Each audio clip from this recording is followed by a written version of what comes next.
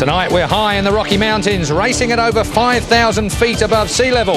And as the Indy Racing League enters its final 5 races, it's not just the cars that'll be breathless. It's the Honda Indy 225 from Pikes Peak International Raceway.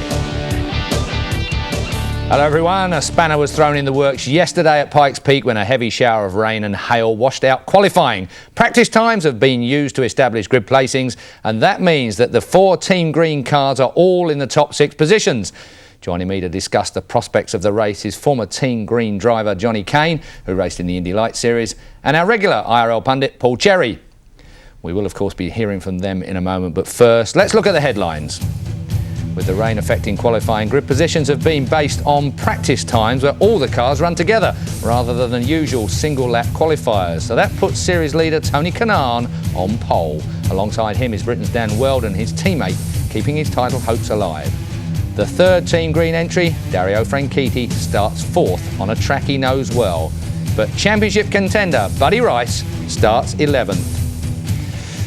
Paul, if I can come to you first, Team Green on the front row, does having 4 drivers out there actually make it easier for them? Without a doubt. Combined total over 2 practice sessions was 275 laps.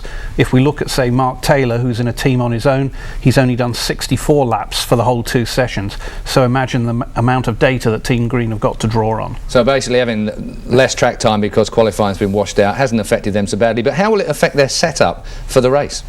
Well, as we've said before, they get stuck in straight away for a race setup, and I think that's why they've done what they've done. Johnny, the air is very thin up in Pikes Peak. They're over 5,000 feet up in the air, as we've already said. We know aerodynamically that makes a difference, but how does it affect it from a driver's eye point of view? Well, it's funny because nature has a way of sorting things out. I mean, although they have less downforce, they also have less horsepower, so really they negate each other. We also get a little bit better fuel consumption, so as usual pit strategy is going to come into it heavily. Passing at Pikes Peak, particularly when you're a bit low on horsepower, how's that shaping up for you? Well, it's the same for everybody. You know, everyone's down on horsepower, so a good handling car obviously is going to go well around here. Qualifying was washed out here last year as well, wasn't it, Paul? Didn't affect too badly for Scott Dixon, of course, last year. Yes, unfortunately it's becoming a bit traditional here, and I think a lot of teams, including Andretti Green, had an eye to getting themselves sorted out, thinking that qualifying may not happen. Honda again, if you don't have a Honda, is that going to be a problem here at Pikes Peak? Are they making that little bit more horsepower even in the thin air? That might be a good question here. There is a bit of a mix. Still there's a lot of Hondas at the front, but with Buddy Rice back there in 11th, then maybe it's not the case. But certainly the thinner air will make a big difference to certain engines. Johnny, Dario Franchitti had a good ride here last year. I think it was his only race that he had after that motorcycle accident that he had last year. I mean, the experience is obviously, not the motorcycle accident, but the racing one, was obviously good for him. Do you feel he comes here well armed for another win? Yeah, I think so, especially after getting his first win in IRL not so long back earlier on this season. So, you know, he's in one of the best cars on the grid. The other 3 are with him, and he should be in with a good shot. And what about Dan Weldon? Front row start for him. Team Green well placed at the minute. I mean, can the Englishman get another win, do you think? Quite possibly here. He's got very good strategy, as we've seen time and time again. But starting on the front row, he's got to get past Tony on the start. Taking a look at the grid as we have done, I mean, it's an unusual grid because of the circumstances. I mean, have you got any people that you want to pick on at the pre-race build-up that we've got at the moment? Is there anybody particularly you feel we should be watching out for? Well, I think Mark Taylor again. I mean, he does a very competent job. He had a very unfortunate start to the season with Panther. He's gone to Greg Ray's little team, which hasn't got a lot of money. He's down there in 18th place. He's not done a lot of laps in practice, but that's because they're restricted with the amount of laps they can do on their budget. And in all the races now, he's come right through, and in many cases, he's been in the top 10 very quickly. So I'd like to think that Mark could just get his teeth into this one. Well, the Mexicans are going mad, of course, after the last IndyCar race win when Adrian Fernandez took the win. Anything like the Mexican mayhem again this week, do you think? Well, I think the season's probably going to continue as it has done. You've got all 4 Andretti Green cars starting at the front, and they're going to be very hard to beat. Thank you very much, gentlemen. Well, the race is about to get underway, so let's cross over to Pikes Peak Raceway and join our colleagues Gary Lee and Larry Rice live.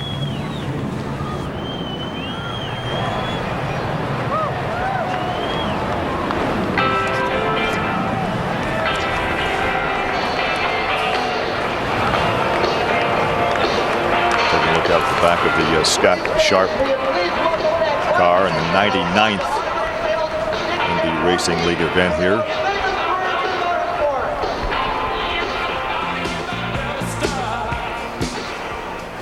Drivers, start your engines! Much different than the one we had last week, where it lasted about 45 seconds. Well, that was an actress. That was a different situation. Ashley Judd was the one. As we take a look now at the starting lineup, again based on practice speeds over a Friday afternoon, Tony Kanaan, who has won 3 times and leads the point standings, will start alongside Dan Weldon, his teammate, who is 3rd in the points and has 2 wins so far this season. In the second row, Vito Mira in car number 17, alongside Dario Franchitti, who was victorious a couple of races back at Milwaukee. In the third row, we have Elio Castro-Neves driving for Team Penske, and Brian Herta for the Andretti Green Team.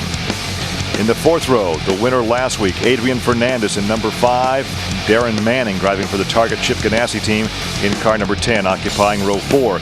In the fifth row, Sam Hornish, who won the opening race of the season at Homestead, and Scott Dixon, who was victorious last year on his way to the championship. Buddy Rice, who is second in the point standing, starts inside row 6. Best Chevrolet qualifying effort from Felipe Giafone starts outside 6. There's Thomas Schechter with Chevrolet Power in car number 7, or car number 4 inside row 7. And Jacques Lazier for Patrick Racing in car number 20. In the 8th row, Townsend Bell in number 2. Alex Barron in number 51. Once again, we move now to row 9 on the inside. Tora Takaki in car number 12. And rookie Mark Taylor, he was the Infinity Pro champion last year.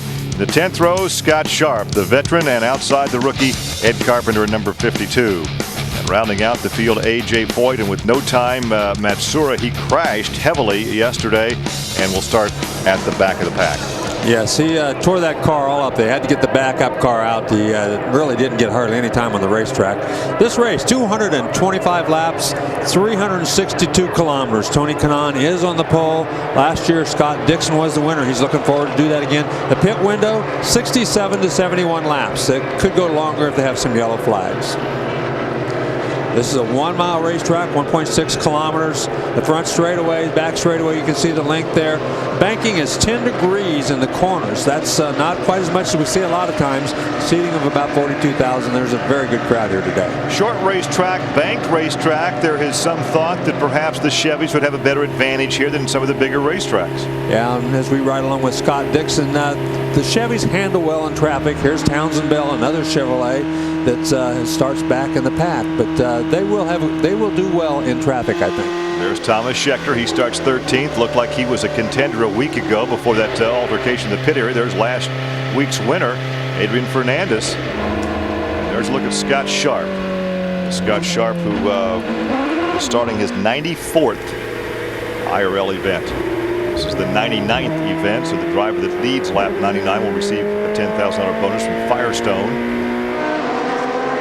Take a look at the weather situation, and there is that 30% chance of rain, but that is enough of a chance, Larry, that they've moved the entire program up. There have been some festivities that will take a little longer. Where this racetrack is located, there are mountains off to the back of the camera. As it comes over those mountains, it gathers moisture, and a lot of times you'll get thunder showers in the afternoon. It hailed here yesterday, so they are very concerned that it might, get some weather later. 2 years ago, exactly, with a storm that included some hail. So always seems this in the distance before there is that threat of rain this afternoon. Good start, good lined up side by side, best start we've seen a long time, Larry. Boy, yes, that was a very good start. It was very good all the way back to the last 2 rows they were lined up. Look at Thomas Schechter. He's 4 wide on the outside. He goes by 3 guys. We said when it got into, we got trouble already. That's Buddy Rice. Buddy Rice challenging for the championship, already out of this race before the first lap is even completed. Oh, man, what a tough break for him. That'll really dash his championship hopes, as it looked like he might have got touched coming off of that corner and just took off towards the inside wall. He was along for the ride. There was absolutely nothing he could do once that thing got turned around. You can see there. You can see the crew as they're looking at the monitor as well. Tony Kanaan grabs the lead from his pole position. He's led the most laps this season with 783 out in front. Buddy Rice has led 303, but he will not lead here today. As we take a look again, Larry, at what transpired on lap number 1 after a very, very picture-perfect start. It was a great start. That looked like it was back there in that group of cars. See, he's on the inside. Thomas Scheckter has come around. Oh, he made contact with Thomas Scheckter. He went up the racetrack, didn't know Thomas Scheckter was going to be there. It looked like he made contact with the left rear. Either he made contact or he jerked it to the left to keep from making contact and lost control. But realistically, Larry, in that replay, it looked like he moved up the racetrack. Thomas Scheckter did not change his line. He did not. He never made contact. He tried to keep that thing from going up the racetrack because he was pushing the front end. And when he did, let's see if we can see it from this angle. You can't see it from that angle, but I don't think he ever made contact. What happened was he was pushing up the racetrack, tried to kind of jerk the wheel to keep from going any farther up the racetrack and running into anybody. And when he did, with the cold tires, that little bit of a jerk of the wheel just broke the back end loose, and away he went. So we remain under yellow. The green flag was out for about a half lap as Tony Kanaan has the lead over his teammate Weldon, Franchitti, Mira, and Herta.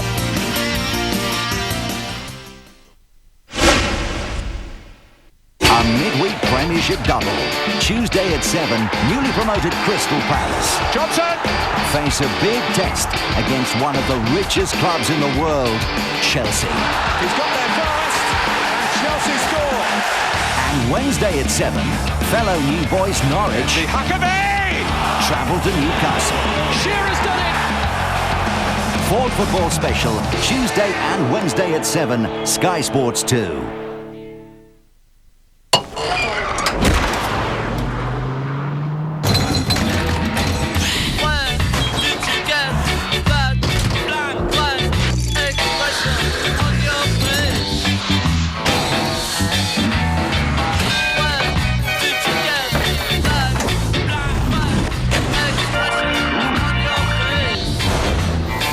Ford Fiesta. Rock solid. Norman knights, English bowmen, Viking warriors, crusaders, samurais, Saracens, medieval warriors. At last, the legendary soldiers who left their mark on history, reproduced in a breathtaking collection of die-cast figurines. Part 1 comes with Henry V standard bearer at an exceptional price. With so many hot offers at Currys this week, I'm concentrating on cookers. We've the UK's biggest range and lots of great savings too. Like £150 off all these Belling cookers. These stainless steel double oven cookers, gas, electric or dual fuel, they're down to only $3.99 each. And these built-in double oven and gas hob packages, they're only $3.99 too. So many great deals, enough for even the most demanding designer. Let's go then. Test drive the rock-solid Ford Fiesta. Available from just $6,995.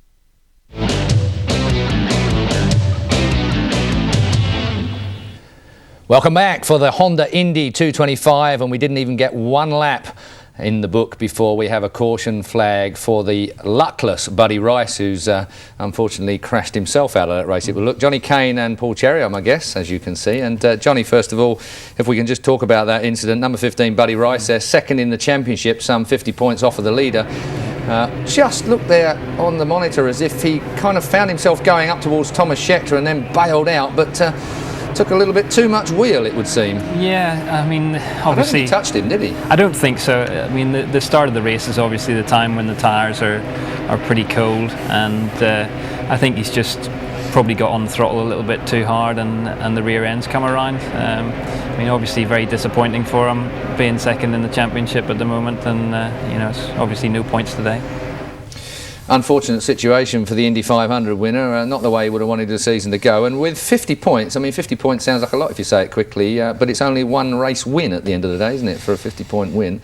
Yeah. So Buddy Rice was still in with a great chance with 5 races, including this one, to go. Yeah, it's a magnificent score if you're ahead by 50 points, but with, as you say, 50 for a win, a DNF is not going to do him any good at all, and he could get leapfrogged by about 3 people this weekend. Weldon and Franchitti second and third, though, nicely placed after the start there. They've got to do it all again.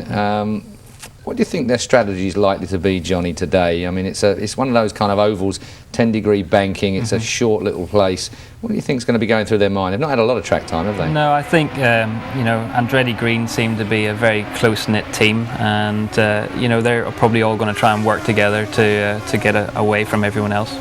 Well, I think we're about to come under green, so we start back on lap 9. Let's go back to the track and our commentators live. A little run on him coming off of that corner, just run down to the inside and went on by him through 1 and 2. We're looking at the first pit stop as you see Franchitti gets around his teammate Weldon. So Franchitti gets racing and he goes to second. So the Andretti Green boys running 1, 2, and 3 right now. Then it's look at Fernandez. On the move as he goes down to the inside again. Looks like he's getting through turns 3 and 4 better than anybody. And 2 cars in the last 2 laps making his charge towards the front. Well, the 41-year-old, by far the oldest driver in this event after the retirement of Al Unser Sr. He became the senior citizen of the Indy Racing League, and he's getting real racy. He's getting real racy. He's passed the car every lap going into turn 1. He's really getting through turns 3 and 4 extremely well, much better than anybody else, and carries that speed down that long curved front straightaway and into turn number 1. Vito Mira trying to hold off Castroneves right there. On the move. There you can see Franchitti, Scheckter, Bell has picked up 3 positions. Rice, of course, out of the race now, so he will finish in 22nd position. Castroneves keeps trying to go to the high side to try to get around Vitor Mira, but so far has not. Now he's going to go to the bottom as Fernandez makes a move up ahead, and so does Scheckter back in 10th. And Rice will pick up 12 points for 22nd position here this afternoon. And that well could take him right out of the points chase. And there goes his teammates. His teammates running side by side there. Townsend Bell trying to get around Thomas Scheckter because those 2 guys trying to get back there, but Scheckter just stayed up high and went on around. A big bump down there in turn 1, that dark spot, that's a big bump down there. That's the only really rough place in this whole racetrack down there in turn 1. There he goes, down to the inside. Scheckter moves up another position. And you can see right there that Manning had to grab another gear. He had to get out of the throttle. Now then Scheckter goes around Herta. So Scheckter on the move since running the first couple of laps. Now then Townsend Bell down to the inside of Darren Manning. You're right on board with Townsend Bell. That is actually a team car in the Panther Racing organization. He's a teammate to Scheckter. It looks like Brian Herta is not getting through turns 3 and 4 very well as he's fallen back. This is what happened in practice yesterday in the pits. And he wiped out about 3 or 4 of his crew members. Have no idea what caused that. That was yesterday. There were no injuries. Now, Townsend Bell just went in there, tried to turn back to the right, and that thing just wouldn't turn. Let's go down and see if we can talk to Buddy Rice and see his perspective what happened over there in turn number 2. Down to the garage area to hear from Buddy as we're working on the lap 18 of the 225 schedule. Keep in mind now, halfway through this race, start, and there's the things that happen when you start in the middle of the pack like that. I'm not sure what happened. Just stepped out on the exit of 2. Just could have been the wheel, the air was traveling or whatever. But it's unfortunate for our team, and it's not very good for the championship right now. How bad is the car damaged? It's got the right rear corner on it, so I don't know if we'll be able to fix it or not. But we'll have to wait and see. But I doubt it. Buddy Rice out of the hospital. The crew, by the way, now frantically moving behind him. Tough break for him, but it does. That is why nobody wants to start back in the pack. You want to be up front. The top 3 or 4 cars around you, but if you got 15 cars in front of you, the air sometimes, especially up here, can do funny things. There's less downforce on these cars at this high altitude. This is this racetrack is a mile high, 1.6 kilometers high. So it's not nearly as much downforce. There's not nearly as much horsepower either. These cars lose horsepower at these altitudes, and they lose downforce. Probably the lack of downforce was something he wasn't expecting coming off of that corner. Well, Tony Kanaan continues to lead this thing over Dario Franchitti and Dan Weldon. Fernandez is up to 4th. Scheckter has moved up to 8th position after starting 13th. And look at the 2 Marlboro Team Penske cars right together on the racetrack. Castroneves and Hornish riding in 5th and 6th positions. Yeah, Castroneves being challenged now by his teammate Sam Hornish, who Hornish very well known as one of the best racing guys, best traffic guys in the business. He really likes to race when there's lots of traffic and cars to be passed. And look at that, he started up high, did the dip and dive, got down the low side to make the pass. Well, now the question maybe he didn't make the pass. Yeah, see, this is what happens when you get out there in that air. Sometimes the air, slows you down, and you can get up the side of somebody, but then going on and finishing the pass is something that's a lot more difficult. So the Penske drivers run side by side for a full lap and a half. See that one section of the racetrack has been ground down where the color is different down there. Now just by the nose of that car, Hornish takes the advantage and now takes the position. Turn 2, coming off of turn 2 is one of the trickiest parts of this racetrack. This racetrack is banked 10 degrees in the corners, 7 degrees in the front straightaway. Only 3 degrees in the back straightaway, so it flattens out back there where Rice spun out. Now you can see the damage to the right rear of Rice's car as the race continues with Tony Kanaan out in front. Working on lap number 24, the scheduled 225. We started to say, Larry, before that interview that we went down there to hear from Buddy Rice that 113 laps would constitute a full race if the weather does become a factor. We had to end the Indianapolis 500, the 88th running of the greatest spectacle in racing, 20 laps early because of just some violent storms that hit the central Indiana area that afternoon. Certainly hope we go the distance here this afternoon. Speaking of distance, there's the distance between first and second, and already he's climbing up, meaning Kanaan, to the back markers. We're going to have some traffic to contend with here shortly. Franchitti hanging right with him. That's A.J. Foyt the fourth, right in front of Kanaan. He gets out of the throttle, going to make a little better run at him down the front straightaway. There's third and fourth as Weldon hangs on, and Fernandez, after that terrific start, passing 3 or 4 cars on the start, is kind of falling into a pace there behind Dan Weldon. And there's a look at your top 2 about to make a pass under Foyt to put A.J. a lap off the pace, and in doing so, Franchitti closes in on his teammate. Now, Franchitti was victorious this season at Milwaukee. We're hearing from the garage area there is just too extensive damage to car number 15, so Rice's day is done. He'll collect only 12 points. That's a tough break, but that was, I mean, you could pretty much tell that when you looked at the car. The right rear, the left rear was damaged very, very badly, and right rear, damaged very badly. And it's pretty tough to. You just take a chance of going out there and crashing against what you do, and there's no sense doing that. Leaders going by Scott Sharp. Scott has won at least one race over the last 7 seasons, but it does not appear that he'll be a factor for victory lane this year. And there's some question with Team Kelly as to whether they'll actually be in competition next year. They say they have a sponsorship package, but other rumors are that this will be the last season for Team Kelly. Live coverage from Pikes Peak International here in Fountain, Colorado, just south of Colorado Springs. You see some moisture on the limbs there. Wow. Fernandez. Very busy up there. A lot of lap traffic, as you can see there. He's in and out of that throttle as they're in the lap traffic. That's Weldon down to the left in front of him, and he's trying to figure out how he can get around those guys. Franchitti has taken over the lead through that traffic. Franchitti becomes the second leader this afternoon.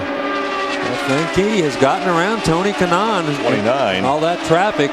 Like everybody's dicing up there, and you can see there was about 3 lap cars up there.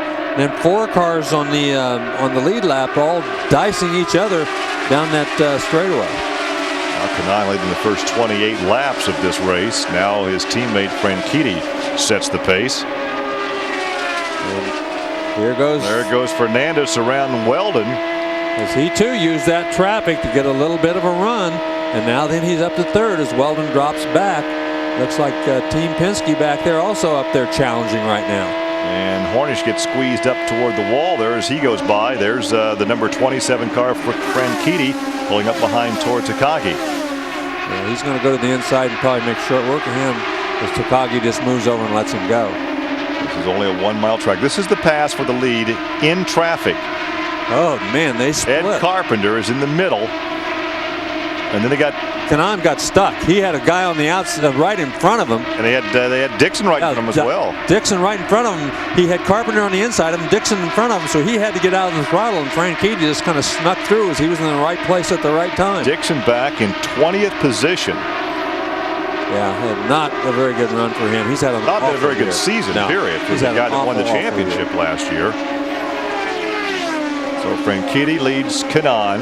Fernandez is third. Hornish has gone to fourth. Weldon has dropped to fifth.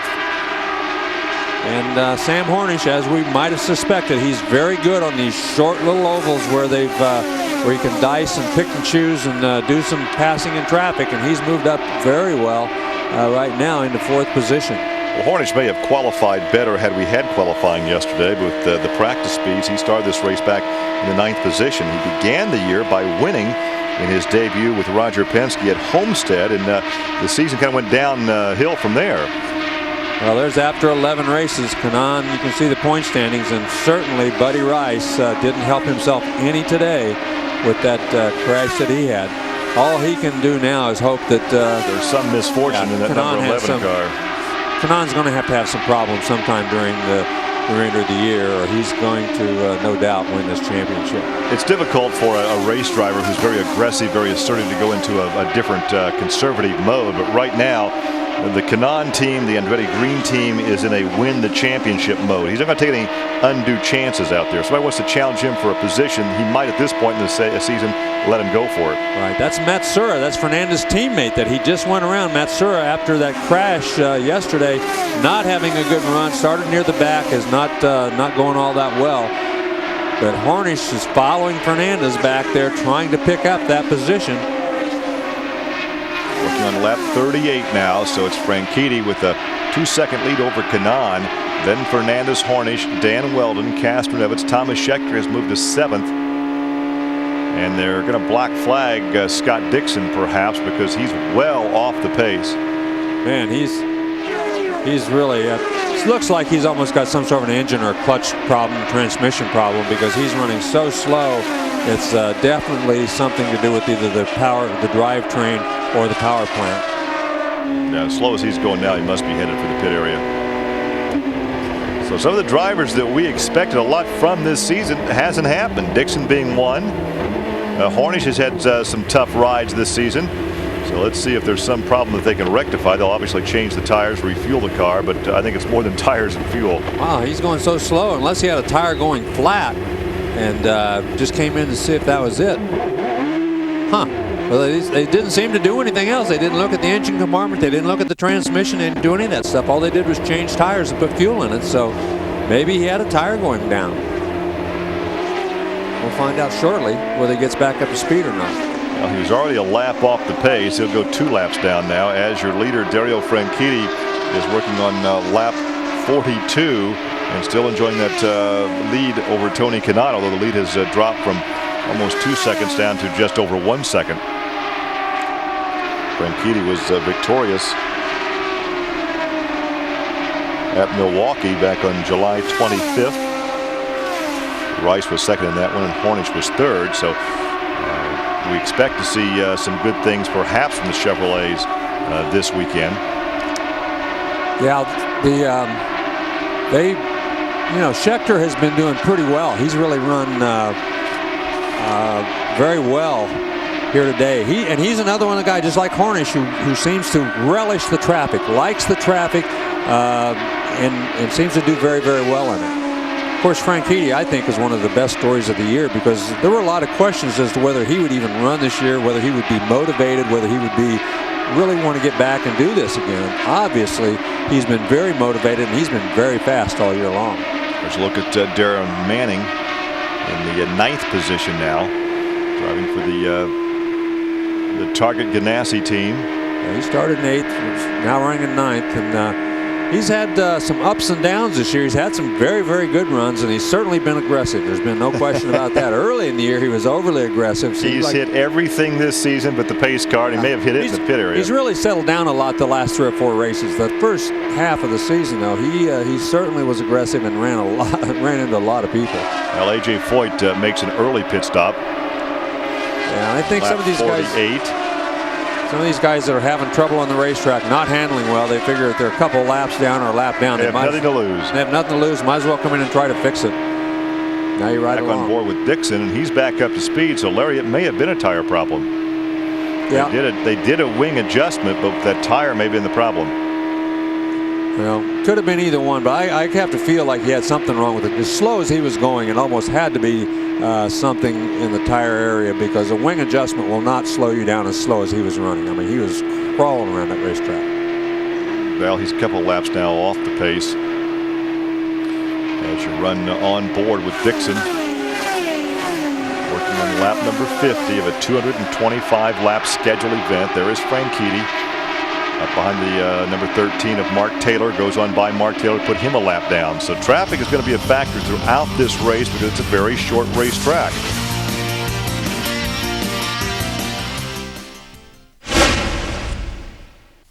Warning. Do not try any of this at home. Oh, I'm Johnny Knoxville. Welcome to Jackass. These people are professionals. I guess we didn't reinforce the windshield. They know exactly what they're doing. This isn't gonna work. So they've been allowed to make their very own movie. We're going hard these days. Jackass the Movie, Friday at 10 on Sky Movies 2. Where are we going? The hospital.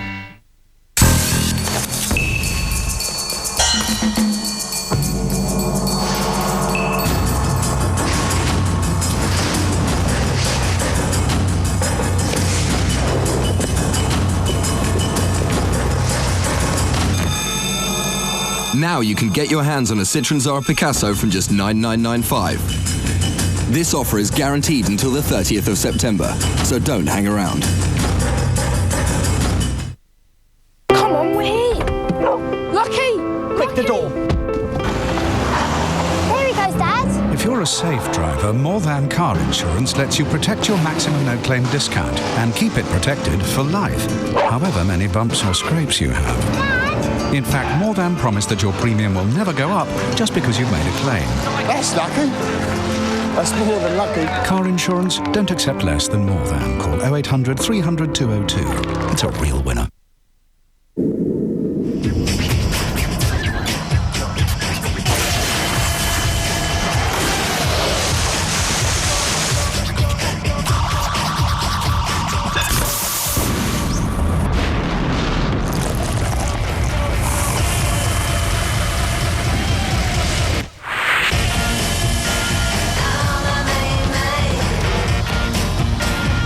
Coors Fine Light Beer. Epic refreshment.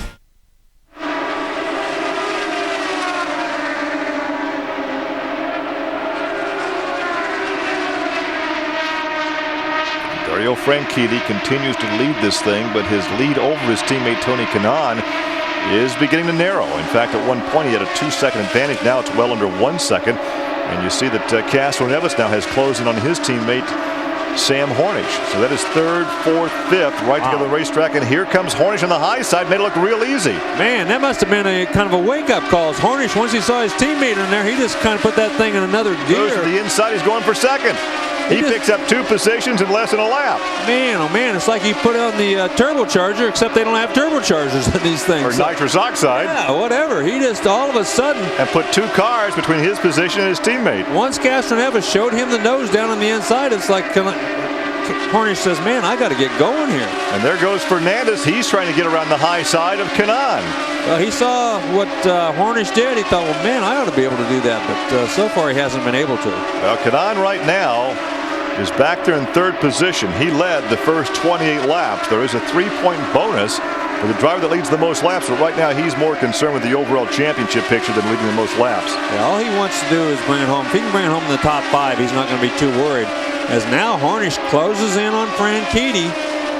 They're getting near their pit window. They're going to have to stop here in probably another 10 or 12 laps. So I think Hornish would very much like to head into that pit stop in the lead, as he's really chasing down Franchitti. Well, they also have traffic in front of them as well. Here comes Foyt in again. He's obviously got some sort of problem. Doesn't appear to be any urgency in getting new tires on that thing. Grandpa AJ's probably telling him what to do, but not a good day for the Foyt team. Now there goes Castro Neves now around Kanaan. So Kanaan drops 1 more position. I think as these tires wear on, some teams are going to get going better. Oh, look at this. Hornish goes by. Going into turn number 1, Hornish just goes by on the outside as obviously the tires are going away, and it has affected everybody except, it seems, Castroneves and Sam Hornish. Well, Hornish becomes the 3rd leader of the afternoon. Right now, Franchitti has led the most laps, and he's in store for the 3 bonus points, but we have more than half the race to go. Well, right now, Sam Hornish really got his act together, and he's been flying these last few laps. He's running about he and Castroneves both running about 3 miles an hour faster than everybody else. So it's Hornish, Franchitti, Castroneves, Fernandez. Kanaan has dropped from 1st place to 5th place. Weldon back in 6th. Then it's Scheckter in 7th. Mira is back in 8th. Then Manning and Bell rounding out the top 10. We have right now 13 cars on the lead lap. Going into turn number 3, when these other guys just lift ever so slightly, it looks like Hornish just absolutely doesn't lift, which is what you're supposed to do, but very difficult later on in the race when you get with all the traffic, all the air, all the movement out there. It's not as easy to run flat out as it is when you're out there by yourself. Well, he's going by Giafone, who's in 13th position. There is the number 1 of Scott Dixon. Yeah, and his engine sounds bad. I think it's definitely the engine going bad, and that thing is. We were on board there for a second. That thing sounded awful. There's going by him on the high side and the low side, so we might be seeing Dixon back in the pit area. On lap 65, right now there are 13 cars on the lead lap. There is your leader right behind Giafone. Giafone is in 13th position. Oh, look at Castroneves. He tried to go to the outside, then decided to go to the inside. Couldn't do it down there either. Is Franchitti fast enough to keep him behind him? Fernandez right there behind both of them, trying to, while they're battling each other, trying to take advantage of it. Well, we thought at one time as you take a look at Roger Penske from the pit area. Yeah, we thought it was going to be an Andretti Green show today, but this could turn out to be a Penske show. Well, as you know, we always talk about the captain and how he's dominated the sport over the years. Well, this has not been one of his years, one of his better years, and I'm sure he'd really welcome a good run by both of his cars here today. And quite honestly, I think a lot of people in the IRL would like to see the Honda domination maybe not come to an end, but at least have some of these other guys in the hunt. Close the gap down a bit. It makes for a better race when you got all three of the engines battling for the lead. We're working on lap 68 as the crews start to prepare for their pit stop, which will come around 78, lap 80, somewhere in that area. Well, they're getting better gas mods. They ran a lot of laps under the yellow there at the beginning, so they're going to be able to go past that 71 or 72 laps that we thought. Well, there's Scott Dixon back in the pit area. No real urgency being shown by the Chip Ganassi target team. They're going to send him back out, but he's well off the pace. In fact, now 6 laps back. Yeah, it's hard for a driver to keep motivated when you're that far back. Hard to keep going and keep trying very hard when you got that many problems. Still trying to get around Giafone. There is the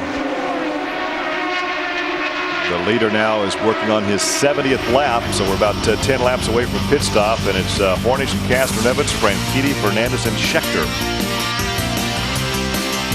So in lap 69, Thomas Scheckter has moved up to 4th position, so he has improved his start from 13th up to 4th. And look at that, he moves to the inside of Fernandez. And this is the battle for 4th, and he noses on by. So right now, Chevrolet again with something to smile about. This is the same thing we saw last week. He was on the move last week, had a great opportunity to challenge for an up-front podium position, and then had that miscue in the pit area. Right, he's been fast. In the races themselves, this Pennzoil Panther team has always been very, very quick on the racetrack. And this year has been no exception. It's just when it comes to race setups, I think these guys have got things figured out as well as anybody, especially late in the going like they are right now. Hornish, though, was a very good driver when the tires went off. Scheckter is another guy who is very good when the tires go off and the grip goes down a little bit. Well, right now you're looking at Franchitti off the onboard of Scheckter. Franchitti is 3rd. Scheckter is now 4th. Fernandez is 5th. Then Weldon. Your leader is still Hornish, and his teammate Castroneves rides in 2nd. Franchitti is right in front of Scheckter. Scheckter running that little bit higher groove than Franchitti, trying just to build up a little bit of momentum to get up there. What he's really waiting on right now is when they catch that traffic, if Franchitti just lifts a little bit, gets in behind him, decides just to lift, like he might have right there, then Scheckter will take advantage of it. Well, they're waiting for Scheckter to pit in about 3 laps. He'd like to make this pass on the racetrack. Lost the air on the front end and pushed up on that one. He sure did. As soon as Franchitti came down in front of him, he lost the air. And look how much ground he lost. He lost probably 8 car lengths. But better that than losing the whole thing and going into the fence. Well, it was just a case of losing the downforce on the front wing. The car started to push. He had to get out of the throttle and lost that piece of real estate there on the racetrack behind Franchitti's work on lap number 73. Live coverage from Pikes Peak International Raceway. We'll expect pit stops most anytime here, Larry. Yeah, as you can see, Schecter's moved up into 3rd position. Or 4th position. He's behind Franchitti, so he's had a good run. And look at the 2 Penske cars, nose to tail, as Castroneves has made up some ground on Hornish here over the last several laps. Downton Bell has made his pit stop early. That's part of the Panther Racing team. It looks like Castroneves may decide he wants a piece of the action here. Maybe he'd like to lead this thing for a lap or 2 before he makes a pit stop. Yeah, and he's running the bottom line. Hornish running up a little bit higher on the racetrack, so we'll see if Castroneves wants that lead bad enough to sneak down to the inside of him. Thomas Scheckter pulls off the racetrack and heads for the pit lane. The Penske crew is getting ready for these 2 drivers right now that are running 1 and 2. There's a look at the Pennzoil Panther team. Well, I'm sure he's very aware of the mistake he made last week. He doesn't want to do that again. Very clean, very good pit stop that time around. And here comes the number 3 of Castroneves. So the captain brings in 2nd place first. They did not bring the 2 cars in together.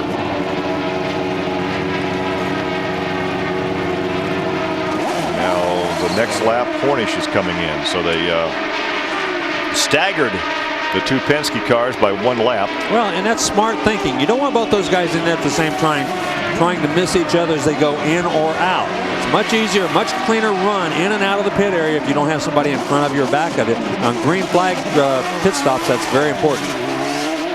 So Franchitti assumes the lead, but of course will cycle through all these pit stops. Yeah, you lose about a lap when you do this. You can see that Franchitti's right behind Scheckter. Scheckter went in right and was right behind him before his pit stop. So when Franchitti goes in, it will cycle back around. Got a glimpse of the red number 20 of Jacques Lazier there. That's that Patrick entry. There is Franchitti, and there is the number 3 of Castroneves, who is a lap off the pace. He's trying to get his lap back now. And Franchitti had to dive under Scott Sharp. He was stuck behind the number 8 of Scott Sharp there, the Kelly Racing entry. Kanaan now pulls off the racing surface and heads for the pit lane. Yeah, you're going to see everybody's going to have to stop here shortly. It seems like the Hondas are getting a little bit of fuel mileage than are the Toyotas or the Chevrolets, and that's, I think we mentioned it before, unusual. If you make more horsepower, usually you use more fuel. They've got it all figured out. Good clean stop, 9.2 for Kanaan. Good clean stop. You can see they can change the tires in about 6 seconds. Takes them another 3 seconds to put in all 35 gallons of that fuel. There's Vito Mira. That is the Ray Hall Letterman organization. Manning is also in the pit area. These are routine pit stops now as we work on lap 83, a 9-second flat stop. And here is Adrian Fernandez, who had been running in 2nd position. So far, the pit stops have gone very smoothly. Remember a couple of races ago, we had guys running into everybody in the pit area, running into each other and everything else. But they've staggered these stops today. They're not all at the same time. Because they're on the green, you can do that. You don't all come in at exactly the same time. Well, there is your leader off the pace in the pits now on lap 83. That is Franchitti. Up. That's a mistake. Well, at least he got it stopped in time. Scheckter did not. But what happened was, again, they tried to pull that fuel hose out of there. It got stuck, and they were telling him to go. He was paying attention, though, and stopped in time that he didn't pull that hose off and ruin his chances. Watch again, Larry. Watch the guy on the left front, the guy on the right front, excuse me, on the left side of your screen. He's the guy that tells him when to go. And you'll see the fuel guys, the fuel guy, he pulls his hose out, the vent guy gets stuck. See, he jerked it right there. He jerked and it didn't come. And when you jerk, that's when the guy on the right front tells you to go. and it just didn't work out that time. It cost them some extra time, but at least they were paying attention. Watch it again. As you see those guys, they jerk it, and it just doesn't come out. And you can... really, Franchitti was anticipating a little bit because the guy got his hands off the tire and started to say go, and just as he did that, they noticed that he wasn't going anywhere, and the guy did hurt his leg. That left rear tire hit his leg. They're looking at his right knee, but doesn't appear that anything too badly wrong with him. He's going to pull the helmet off anyway, and they're probably going to bring some medics down and look at his knee. He didn't get run over, but it did hit him. Let's look at rookie Eddie Carpenter and the Achiever team. That's the Red Bull operation. Hornish is back out in front after this sequence of pit stops. Lap 87. Oh, they killed the engine. They're restarting the engine, so that's a costly error. That'll take another 5 or 6 seconds, and on the racetrack, that's a whole straightaway. Carpenter came up through quarter midgets, sprint cars, silver crown cars with USAC. And went to the Infinity Pro Series. There's a look at Thomas Scheckter, and Scheckter right now is in 3rd position after that pit stop. Started 13th. He's now presently 7 seconds behind Hornish, so we'll keep an eye to see if that gap begins to narrow. Yeah, he's running about the same kind of speeds. He's running a little bit faster than they are right now. On the last lap, he was 1 mile an hour faster than Hornish, so we will see if that continues. Franchitti, however, had the fastest lap on the racetrack at over 165 miles an hour last time around. Well, Franchitti back and forth. Fernandez is 5th. Kanaan is 6th. Right now we have 2 Toyotas out in front with Hornish and Castroneves, and the Scheckter Chevrolet is back in 3rd position. I don't think we've had a time all year when we did not have a Honda in the top 3. And right now, 4th. You have Honda 4th, 5th, 6th, 7th, and 8th right now. You got a Chevrolet in 9th with Townsend Bell. A Toyota is 10th with Manning. The other Chevys are back in the 12th, 13th, and 14th position. So right now the poster child for Chevrolet is Thomas Scheckter. And Thomas Schecter's running some very good laps. He's running 163.5 miles an hour every lap. That's faster than anybody else. Let's look at the back of Bobby Rahal. Standing on the wall is his other team driver, Buddy Rice, watching out of this race this afternoon. There's even more on Prem Plus this season. Another 47 games. James, the hedge. And if you order before midnight on September the 5th, you can save £25 off the full price. Oh! 47 games for £50. So order your Prem Plus special offer season ticket now and save £25 off the full price. See channel 433 or call 08705 160 160. Offer ends midnight September the 5th.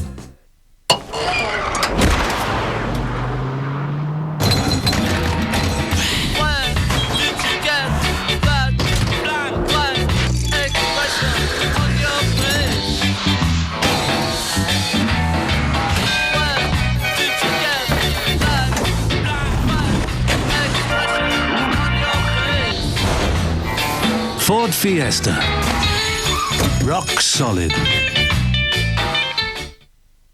Dos pintas de cerveza. Dos pintas de cerveza. Dos pintas de cerveza. Dos pintas de cerveza.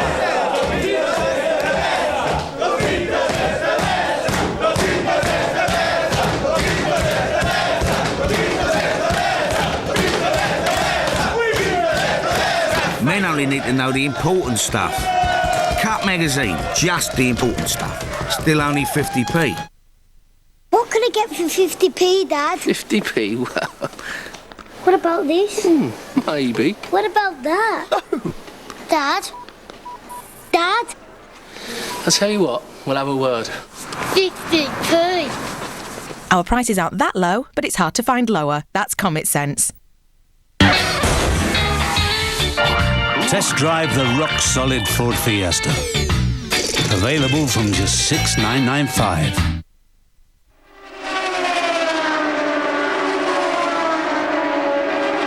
Right now, Scheckter is less than 4 seconds behind Castroneves, so we could have a battle stirring here in the laps to come for second position. As you look at Hornish, about to go by Scott Sharp. Sharp back in the 17th position. He's already 2 laps off the pace. He's about to go 3 laps down. I think, Hornish has been very careful. Scott Sharp running up in that high groove where he wants to be, and Scott Sharp not giving him any room. Hornish just led lap 99. That comes with a $10,000 bonus from Firestone. This is the 99th race in the history of the Indy Racing League. So Hornish picks up the $10,000 bonus. Good crowd on hand today. Good crowd. Great crowd. This is a beautiful area, as we've already talked about. And it's kind of away from most population areas, though, so these people have to drive a ways to get to this racetrack. One of the oldest automotive contests in the country, though, is held not far from here at the famous Pikes Peak, the Race to the Clouds. They've been doing that for like 100 years. And Larry, you've covered it for what, 60 or 70 years, haven't you? Yeah, I've covered it for a while, but it is a very unique race. They start up that mountain at about the 9,000-foot level, end up at over 14,000 feet. It's 156 turns in that race course, so it's a very, very different kind of race. They do that every year, the first weekend in July, and of course that's where the Unser family became so famous early on. They're the kind of kings of the mountain.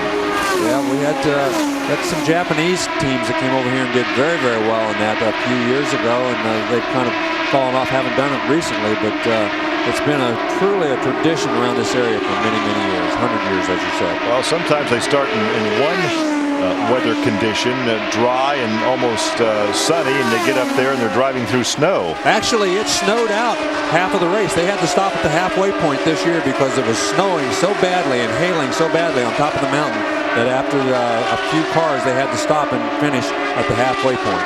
You're watching Franchitti go around Ed Carpenter. Franchitti up in the 4th position. Carpenter is 2 laps off the pace back in 16th.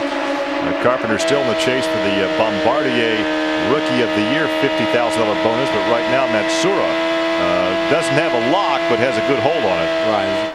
We're right along with Adrian Fernandez. Of course, won his very first IRL race last week. And here's Scott Dixon. Looks like he's got the steering wheel off and he's done for the day. Dixon back in 20th position. He's been in and out of the pits. He was 10 laps off the pace. Now, I'm not sure what the problem was, but they had a problem almost from the word go, and the car never really ran well all day long. Well, 2 seconds separating first and second right now. You look back at 3rd position, Schechter, as he's looking to the inside of Mark Taylor, goes by the Access Motorsports number 13. Mark Taylor is some 3 laps off the pace. I think Thomas Schechter is probably a little mad at himself after last week. A mistake that he made in the pit area cost him a good run last week. He'd love to have a great run here and finish up front. I'll go back and show you some videotape from just a moment ago. This is Alex Barron, and this is Fernandez, and they get very close. Whoa! They almost touch. Well, there was no black mark on that Red Bull, but no it was donut. But it was plenty close. That Bull's closer than I want to be to a Bull. Yeah, once he pulled away, he opens up a big gap. Right now, as we said earlier, only 8 cars on the lead lap. Vito Mira is in 8th position, car number 17, and he is showing some 18 seconds off the leader on lap 108. Now, sometimes you get next to a guy like that going down the straightaway. Ooh, look how slow Takagi was going as Fernandez went around him right there. That air kind of plays games with him. It'll actually suck you towards that guy, so you got to be a little bit careful when you're going around the guy. But it can also act as a cushion as you get up close to the wall, too. Sometimes it can push you away from the wall, but at the same time, it could suck you into the guy next to you. Well, it depends on how many marbles you have up against the wall. The marbles will take you up there. The air might give you a little bit of a cushion. Roger Penske looks on, the captain from the pit area, as his drivers are leading as we approach the halfway point. And of course, 113 laps would comprise a full race if in fact weather played a role. But right now I think we're in good shape, Larry. Yeah, it doesn't appear that the clouds have not started building as Takagi. We saw how slow he was running a couple of laps ago. He's pulled into the pit area now to make some adjustments to that thing and hopefully get some more speed. Not uncommon, though, that we have showers and thunderstorms in the afternoon on what starts out to be a perfectly beautiful day. And as we've talked about, the clouds building over the mountains, and they come rumbling over here, and it's turning out to be a very slow pit stop. Looks like they're telling him to go, and he's talking to somebody saying, "Hey, I don't think I want to go back out there. I think this thing's running too slow. This car's not fast enough. I'm going to climb out." You can see the crew members are looking from the driver over to Mo Nunn, who's he's talking to on the radio, and they're probably listening to the conversation. And he's saying, "Hey, if you can't fix this thing, I'm not going to go out there and run it 20 miles an hour off the pace." We hope to hear from Scott Dixon, who won this race last year and went on to win the Indy Racing League Championship. All of our New Zealand friends, they had such a great year last year cheering him on, and this year it's... Well, I hope they're still watching, though. Well, I'm sure they're still watching, but it's not been near as much fun down in the Kiwis land, I'm sure. The winner of last year's race, Scott went wrong. It looked like from the very get-go the car just wasn't up to speed. Yeah, we just had big problems from the start of the race. The car being really loose. We changed a few things for the race after the warm-up. I just couldn't get any traction off the turns. They kept getting really loose. You got to be somewhat disappointed not being able to defend your crown, especially here at Pikes Peak where you ran so well last year. Yeah, it's pretty frustrating. It's been a really tough year for the team, so we need to try and get a little better for Nazareth and at least stay out there and be competitive. All right, good luck to you. Tell you what, we'll just give him a midget ride, and we'll get him hooked up at Western Springs this summer, our winter, and I'm sure he could put on a good show in whatever he's driving. Yeah, very disappointing. Obviously, they made some huge suspension changes, and they were very, very wrong. We talk about Auckland Springs, a beautiful dirt track in Auckland, New Zealand. Western Springs is a beautiful midget facility.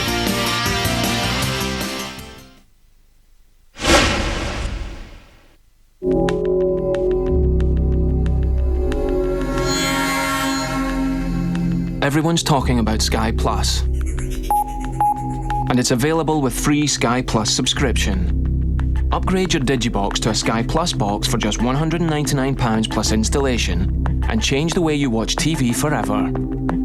Call now on 08702 40 40 22. Sky Plus. Create your own TV channel.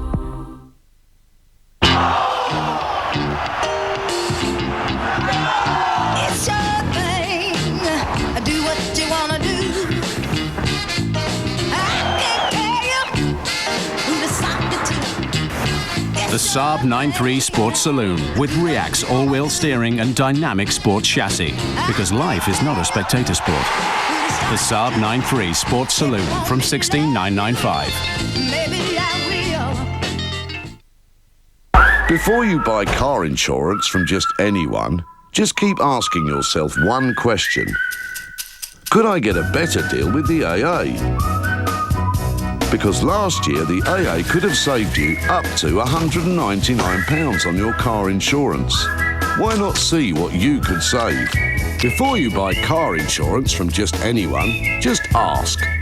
Call 0800 294 7777 or buy online.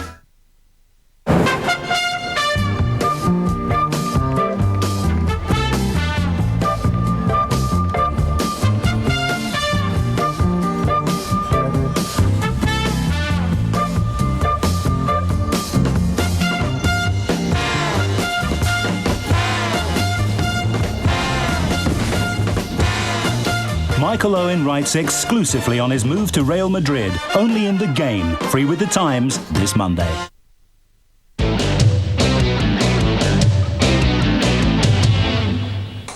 Welcome back. We're under our second caution period of the afternoon as far as the Honda Indy 225 from Pikes Peak is concerned. With me here in the studio are Johnny Kane and Paul Cherry, of course. Now then, very quickly, we're under our second yellow as we went to that break for debris, so nothing too interesting over there at the moment. It gives us an opportunity to quickly chat about what's going on. First of all, Toyotas and Chevrolet in the top three. Not a bad result when we were talking about Honda being the dominant force at the beginning of this programme. Johnny? Yeah, it just goes to show how much we know, really, doesn't it? No, I mean, it's obviously a slightly different circuit from normal. The Penske cars seem to just come on song as the fuel load came down, but even though they've taken on a full fuel load, they're still doing quick times, so they've obviously found a good setup. Dario Franchitti in fourth place at the moment in the first of the Hondas. Now, found himself in a little bit of difficulty. We can take another look at this, Paul, if you'd look at the monitor and just talk us through what happened here. Well, unfortunately, Dario was watching his wheelman there give the signal, and the wheelman on that particular occasion, he dithered, and I'm sure Dario was under the impression that he should have gone, but as you can see, the vent hose was not taken out, and we almost had a repeat of Thomas Schechter's incident last week. Fortunately, everybody was pretty quick on the case here and got the car stopped before the hose got pulled. Got to say, Dario was fairly quick on the case. When you're in go mode, it's a bit difficult to cover the brake again that quick, isn't it? Yeah, it is. I mean, luckily they both had quick reactions. Kyle took his hand away initially and realised that it was too soon, and Dario had started to go, so a tenth of a second either way. Can I kind of throw a bit of a thought in here, really? I mean, when you see, obviously, the F1 guys, you've got a situation where they've got a board hanging across the front, as we saw just there. A man standing there with his hand wavering around in the air on the front wheel, perhaps I could say, or critics could say, that it's not too precise a signalling system, is it, for a driver? As we've said before, with the IRL you're only allowed to have 6 people service the whole car. That's the fuel and all 4 tyres. That's probably the same number of people used per corner in Formula 1. And you're not allowed to have your sign over the wall after the car's ground to a halt, so you can only use it to bring the car in. Now, as we're seeing here, everybody has rushed in and taken the advantage of the yellow, which is going to make some interesting strategy at the end of the race, because there'll be short fills on the last pit stop. But I wonder if anybody stayed out to take advantage of track position. Well, let's find out then live from the track. We've got 100 laps to go of the Honda Indy 225 from Pikes Peak. Let's cross back to the track and our commentators live.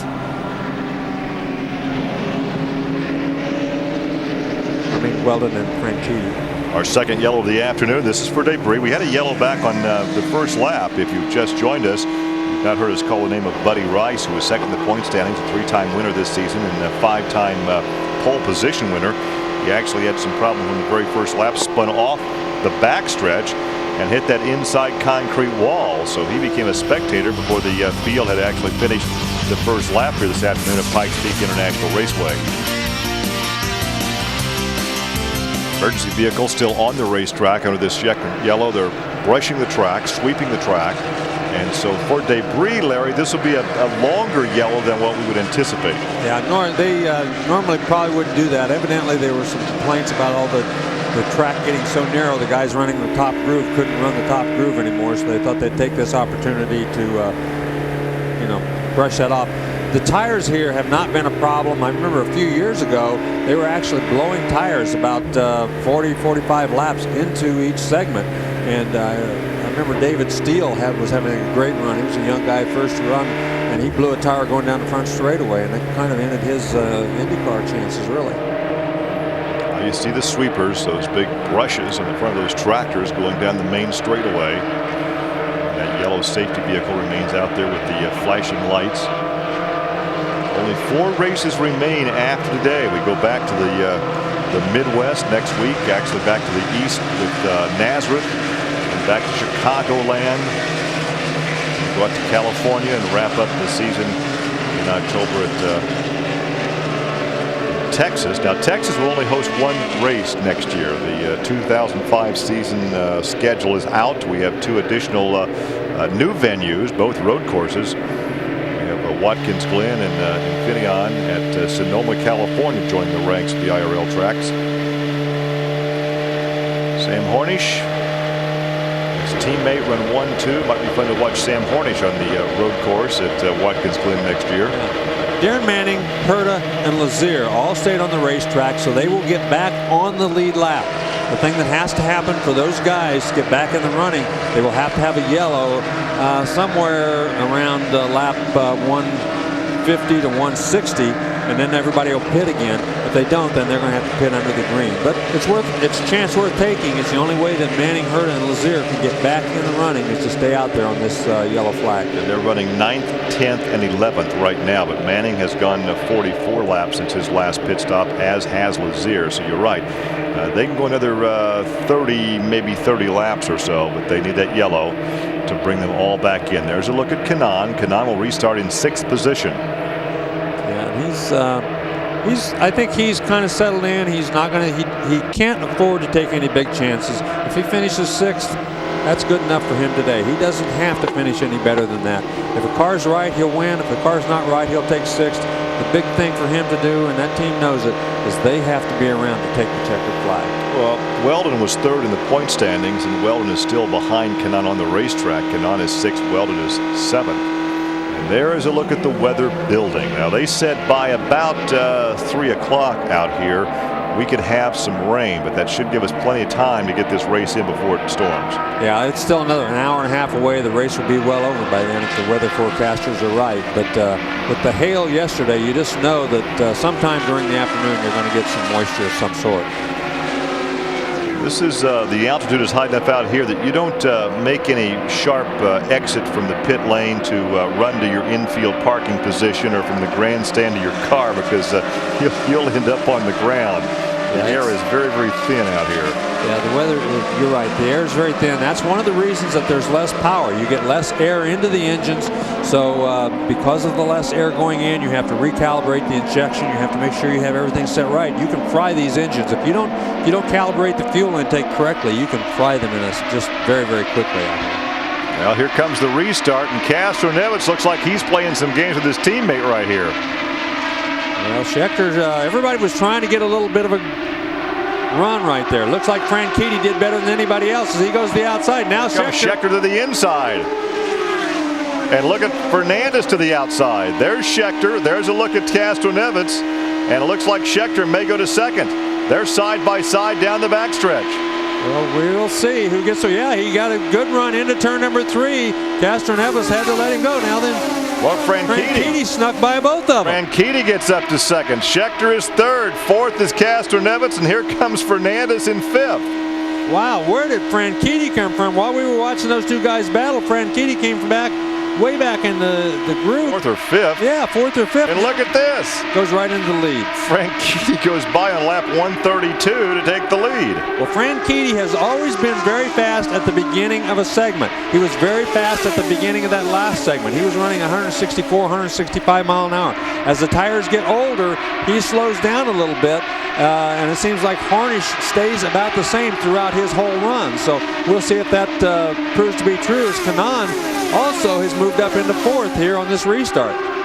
Well, Franchitti led 31 laps early on. He resumes the lead here on lap 132. So far, Harnish has led unofficially 64 circuits. Wow, Frankitti's just absolutely pulling away. He's running laps at almost 167 miles an hour, which is about 2 miles an hour faster than anybody else on the racetrack right now. Well, Franchitti, of course, won the race at Milwaukee. Wow, he's just absolutely pulling away. All that Harnish and Schechter and these guys can do is just hang on, try to stay as close as they can until the tires start going off. Once the tires start going off, it's been the pattern that Franchitti slows up a little bit, and everybody else might be able to change. There goes Fernandez. Now this is Fernandez on the restart. He got very high, had to shift gears, downshift, lost all that momentum coming off the corner, and look at all the cars that went by him. Yeah, he went back to 8th or 9th spot, so he got way too high. All those marbles we said they brushed off, obviously they didn't brush enough off for him, did they? He was way too high. He was in them out there, and he was lucky he didn't get in the fence. And you see he had to downshift. Yeah, well, yeah, once you slow down that much, you got to downshift. And he was, you know, it takes you another lap to get all those marbles off that thing and get back up to speed. Well, we've had 3 different leaders today, Kanaan, Franchitti, and Harnish, and right now Fernandez. Fernandez having the big problem on that restart. Franchitti back on top with Harnish second. And here's a good shot down the front straightaway. Great crowd here. Look at this. Here's a battle for second position. Harnish is second, Schechter is third, and there is Kanaan has moved back up to 4th position. Yeah, Kanaan's really all over him right now. Schechter goes to the inside. Let's see if he can make this pass stick. I think he's going to. As he moved up the racetrack a little bit, Harnish had to move up farther than he really wanted, but he didn't give in. He stayed right there. Going to the corner, Schechter should be able to make the pass here, and does so. Yeah, and once he gets up in front of Harnish, although I thought Harnish would have to get out of the throttle because he took the air off, but he didn't. He stayed right with him. So Franchitti is out in front, but the best action on the racetrack is behind him, about 2 seconds. This is second, third, and fourth. Schechter, Harnish, and Kanaan. Now Kanaan after the pit stop came back out for this restart in 6th position. He's now up to 4th. He's gotten around Castroneves. Weldon has moved up to 6th. Fernandez is 7th. Mira is 8th. And it's Manning, Herta, and Lazier. We have right now 11 drivers on the lead lap. You can see Thomas Schechter started back in 13th position. But keep in mind, those starting positions were based on practice speeds because qualifying was washed out yesterday.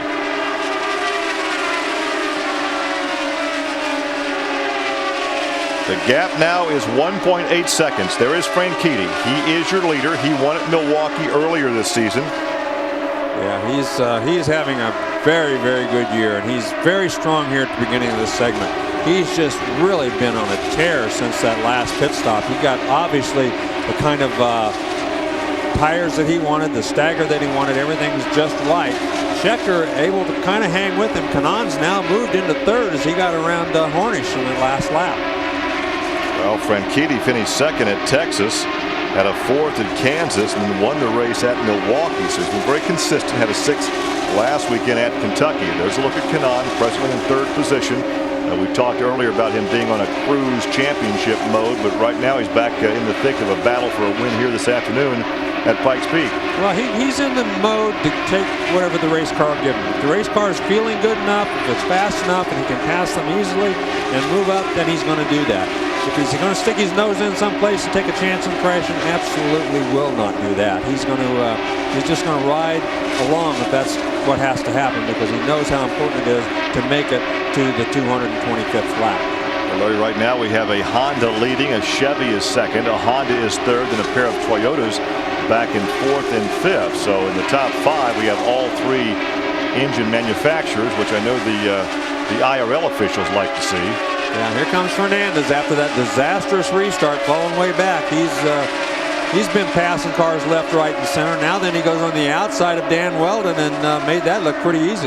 That was a position change. Now he's up to sixth. Weldon drops to seventh. And now he sets sail for Castroneves, who is in fifth position. That's Castroneves up there in front of him, and he starts to close on him. Yeah, and you can look see back at the top of the scoring serial, number 27, Franchitti. Yeah, you can see fifth, fourth, third, and second, all right in front of him.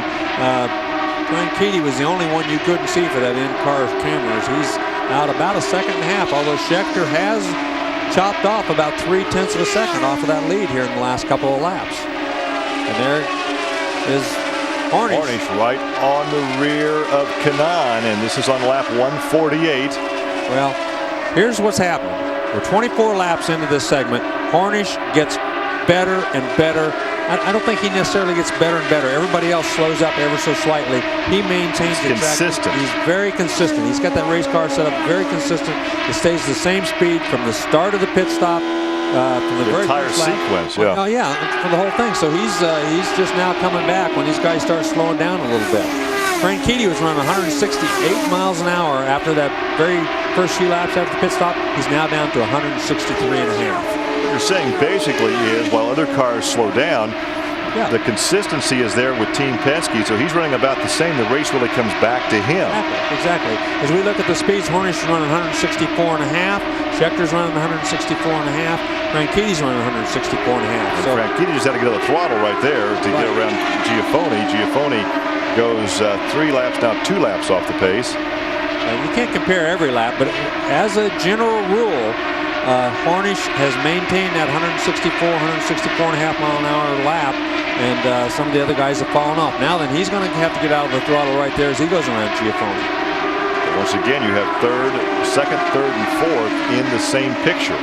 All three of these guys are chasing down Franchitti. Franchitti pulled out into a 2-second lead over everybody in the first 10 laps after that pit stop. Now then, he's down to about 1.2. So all these guys are catching him slowly, but they're catching him. Yeah, he's lost half the lead that he had after that restart. Scheckter, who started this race in 13th position, is presently up there in second. Yeah, these three cars you see, Scheckter, Hornish, and Kanon, they're all three running very, very similar speeds, all running consistently at the 162 and a half to 163 and a half, depending on traffic, as we ride along with Darren Manning, who's back ninth. Well, and Darren Manning now, Larry, has gone 70 laps since his last pit stop. He is in 9th. 10th. Herta has gone 68 laps, and Lazier in 11th. They've gone, that team's gone 70. So as you pointed out, they need a yellow. They're about to make a pit stop, and if they have to make it under green, they'll lose the advantage that they gained when they stayed out into that last yellow. Well, they had nothing to lose. They were already a lap down. The only way they were going to get back in contention was to stay out there. But they do. You're right. In the next 5 laps, if they don't get a yellow, I imagine they might stretch it to 8 laps. They may, but about 160 to 162 laps, they're going to have to come in. Alex Barron is now 12th, a lap off the pace. Townsend Bell is 13th, a lap back. Carpenter's a lap back in 14th, and it's Giafone 2 laps off the pace in 15th. Matsura is 16th. Sharp is 17th. Taylor is 3 laps off the pace in 18th. Takagi is being shown 53 laps off the pace. They're showing Dixon out of the race. They're showing Foyt still in the race, but 101 laps off. And Rice, of course, out on lap 1. Well, Fernandez is starting to chase down these guys too. As now then it looks like Scheckter has slowed down a little bit. The last 2 or 3 laps he has slowed up just a little bit, and Franchitti has pulled back out into a little bit more of a lead. So Hornish again seems to be the most consistent guy on the racetrack, because he's now caught Scheckter and trying to find a way to get around him. Franchitti enjoying a 1.5 seconds lead over these 2 drivers right here. That is the battle for second position. Some traffic out in front. Obviously, with the shorter tracks, when we go to Nazareth next week, traffic will play a key in that overall outcome. Yeah, that racetrack much different than this one. Oh, look at contact, that. Almost contact. Oh, there's a car right behind, and it's Hornish. Hornish got into, well, I'm not sure. I don't know if there's some moisture in the racetrack. We just saw, from the in-car camera, we saw a blur. And that's Hornish for the 3rd caution of the afternoon. Well, that's a tough break for him. Probably those 2 guys dicing up there, you know, running side by side. It could have been something to do with the air, as obviously he spun that thing around, backed it in with the left rear corner.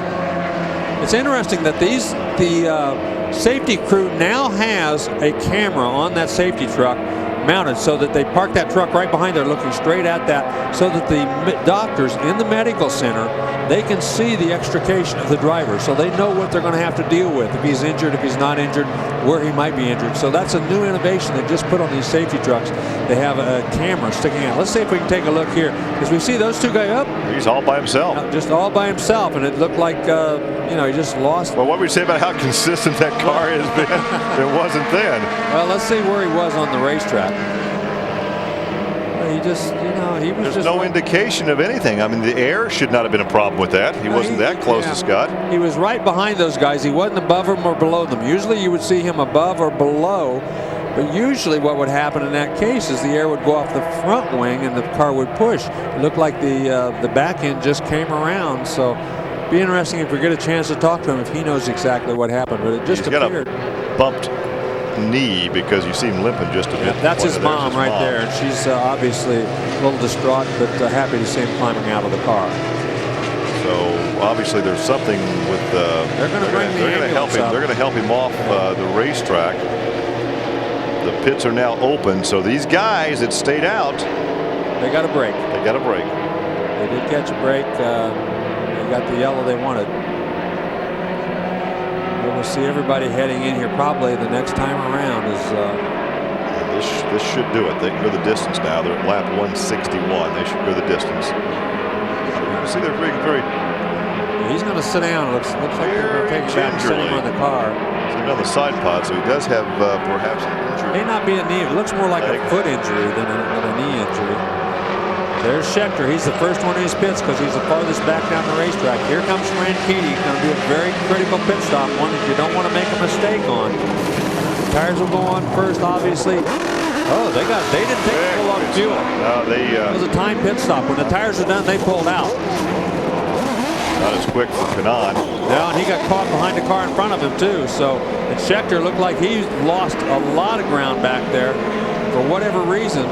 But that was a very smart move on Franchitti's part. When the tires were on, they let him go. They figured they had enough fuel in there to make it go of it. Looks like Fernandez came out in second place. Then Castro Nevitz. So let's watch again on this pit out. There's the line. There goes Fernandez. Sharp on the outside. He's a lap down. So back. Here comes Castro Nevitz next. And there's Kanaan. Weldon. Mira's in 6th. Mira. Boy, Schechter goes back to 7th. Schechter's way back. Very, very costly. I'm not sure what happened. We didn't see his complete pit stop. Schechter's back in. Well, whatever it was, obviously they had another. Didn't have much to lose by coming back in, but that may have been it.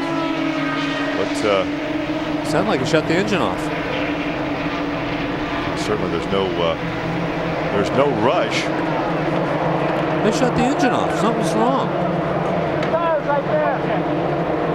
See, there's oil. See the wing? There's something coming off. It looks like, well, I don't know. Maybe it's just rubber off the tires, but.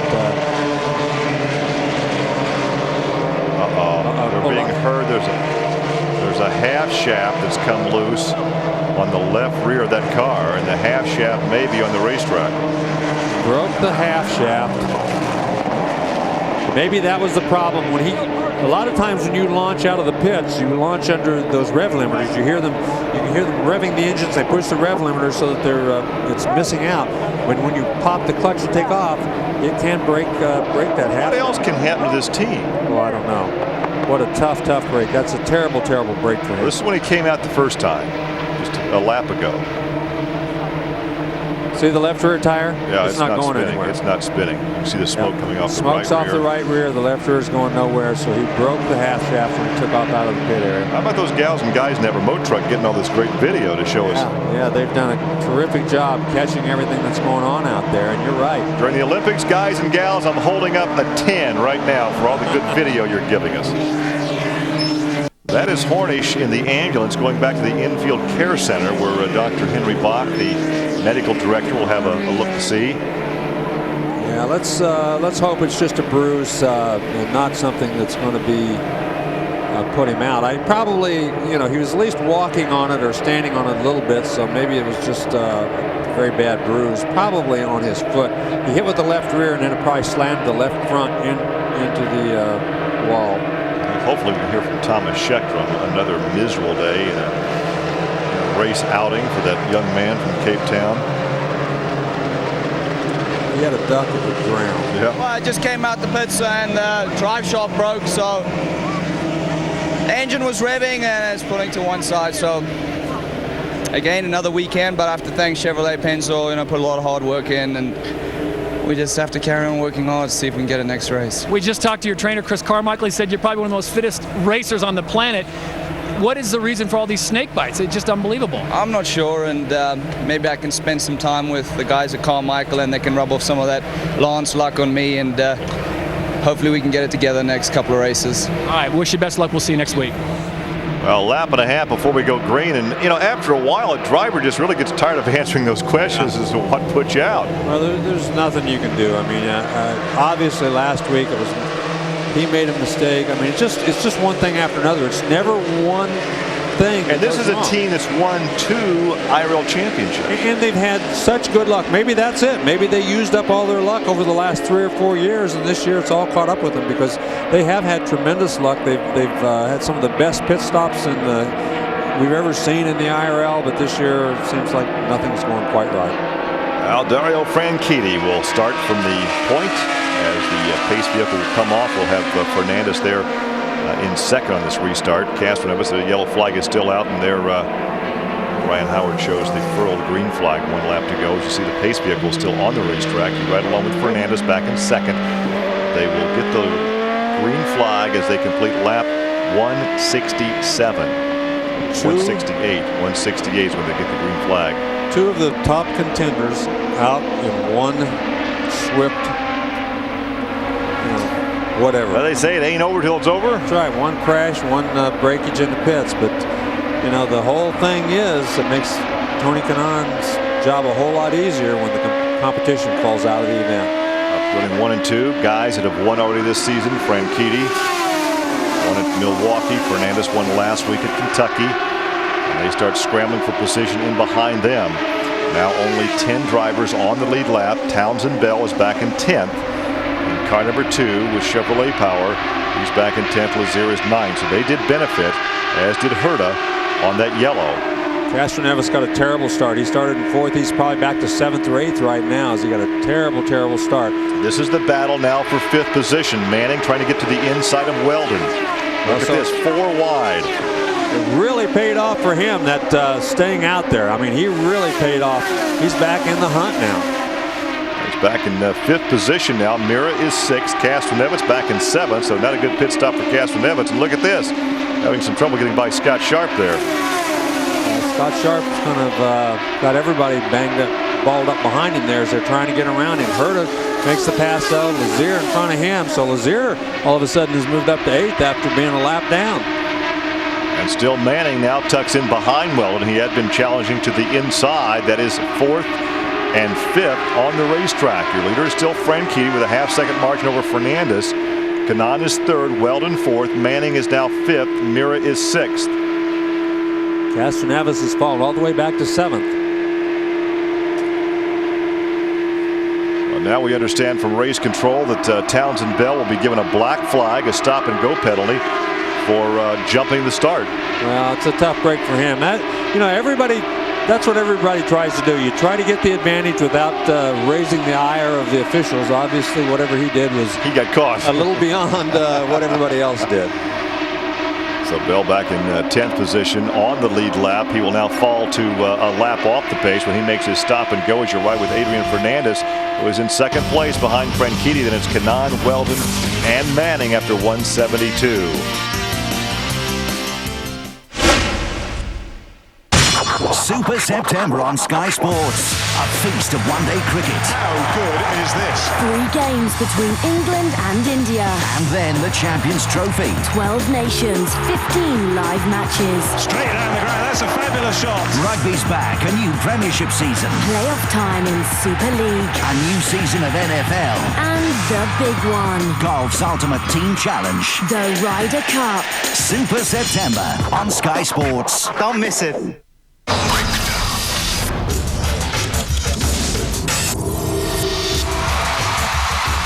The new fragrance for men from Lacoste.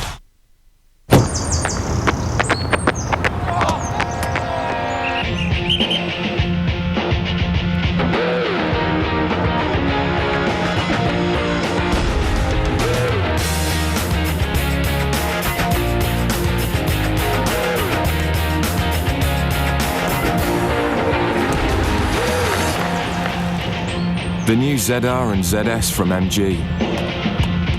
Life's too short not to. Viktor Navorsky arrived as a tourist. Where do I buy the Nike shoes? But one man. He has no nationality, no country. Is standing between him and America. You will not set one foot in the United States. Yes. No. Yes. No. Yes. No. Yes. No. From DreamWorks Pictures. Where is it? Get the cameras. Will somebody tell me what is going on down there? Full house. Tom Hanks. Oh. Catherine Zeta-Jones. You could learn something from Dvorsky. From director Steven Spielberg. The Terminal. There are other disposable razors, but now there's new Gillette Sensor 3. Totally new handle. 3 blades mounted on responsive springs that adjust to your face. No Gillette disposable shaves better. You may think it's the best disposable you ever threw away. Gillette Sensor 3. Satisfaction guaranteed or your money back.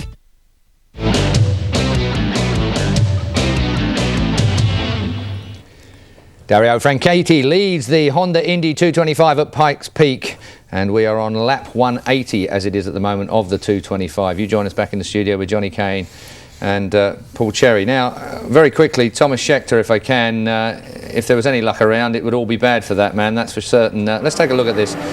Did it all on his own, didn't he, in the Penske car when it was all looking so good?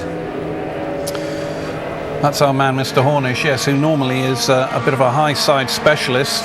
Here he just got caught out. Johnny and I were just talking about this, and it seems that maybe it was an aerodynamic problem, being a fast car and a slow car, making a bit of turbulence. We did talk about the aerodynamics with the thinner air and the like here. Does that have any bearing in this particular type of incident? I mean, there was obviously 2 cars in front of him, but they weren't that close, and he looked so good up to that point. I know, and I mean, he did quite a good job of trying to save it, but I think that the faster that you go on a racetrack, the further back the turbulence goes, and I think he's just been a little bit unlucky. The 2 cars have created quite a big hole in front of him, and the whole car's just lost a bit of downforce and got away from him. Dash for cash now, though, isn't it? I mean, that's it. Everyone's pitted now under the 3rd yellow. They're all fueled up to the top to the end of this race. Dario, looking in good shape as well, despite that little bit of a ricket that they had in the pits a little while ago. But back under control now, Paul. Yeah, they definitely got themselves back together, but they've taken a bit of a gamble because they just literally changed the tyres and fueled until that moment and called it out. So if he's got enough to the end, I think we'll probably find out in a minute. Okay, well, I think we can go to Roger Penske in just a moment or two, because they're trying to line him up down in pit lane to try and find out his bird's eye point of view from pit side. Pardon the pun there, Captain Birdseye as he's known here. What is the situation with Penske? I mean, they didn't look like they were going to be the men to beat this weekend at all. It's after the practice times were taken because qualifying was washed out, of course.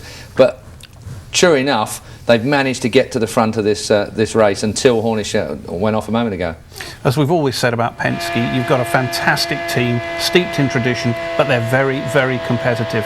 And Roger will not be impressed this year that he's got the second best engine out there. Here, the engines have been levelled off with the altitude, and as we can see, he's managed to take full advantage of that. Well, I can tell you, he's not going to take full advantage of a chance to talk with us, because he's not going to talk with us now, so we'll have to try and catch up with Roger Penske later if we can. Let's get back to the track then, live at Pikes Peak.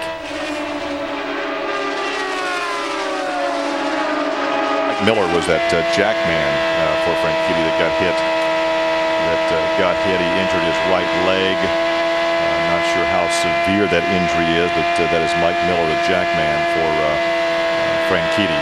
Frank Kitty continues to lead that thing now. He's led on 3 different occasions, led for 31 laps back early in the go, and then led another 35 laps. And now he's taking the lead at lap 132, and now we're at lap 187, and you see the margin between first and second. They can go the distance now on the fuel they have on board. Absolutely. No more pit stops. Everything's going to go from here on out with what you got. Right now, Franchitti seems to be as fast as anybody on the racetrack. He and Fernandez running about the same speed, as well as Kanaan. But the real question is going to be Franchitti's tires, as they have gone off after the other pit stops. It usually started about right now after about 30 laps. He's slowed up a little bit. Fernandez seemed to be like Hornish. He stayed about the same speed. We'll see if that happens. If it does, that's good news for Fernandez and bad news for Franchitti. Well, Franchitti's margin is only 0.4 of a second. You saw how close it was there on the racetrack as you take a run through those that are in the top 10 positions. Townsend Bell still in 10th in car number 2. And those a lap off the pace will be Barron in 11th. Carpenter's a lap off the pace, as is Matsura. Taylor and Giafoni are 2 laps off the pace. Sharp is 3 laps off the pace, and those out of the race are Scheckter, Hornish, Takagi, Dixon, Foyt, and Rice. And look at this. In traffic, they go by Matsura, and the gap closes down. Here comes Fernandez. Yeah, Fernandez got through that traffic just slightly better than Franchitti did. Closed in on him quite a bit. Got about half of that lead away. There's a Lazier, who right now is the highest Chevy on the racetrack. That's that Patrick Racing in 20th. Car 20 is in 8th position. That's the team that ran the Speedway, the 500, with Little Al. Then Little Al retired. They put Jeff Simmons in the car for 1 race, and this is, I think, the 3rd race for Lazier. But that team has just not been up to the expectations what we would anticipate from a Patrick organization. No, they really have never gotten in the groove. They've never gotten their act together, so to speak. And Lazier, I think, is a great race car driver. He's done a lot of the bravest. He's one of the bravest, no question about it. And but he's just never been able to get that thing going. And I'm not sure whether it's. Well, even Little Al couldn't get it going. No, nobody has, and that leads you to believe it's a team and not the driver. As they go by Giafoni, to put Giafoni now 3 laps off the pace. Again, the gap, just that length right there between first and second, as the Fernandez team looks on from the pit area, as Michael looks on from the pits.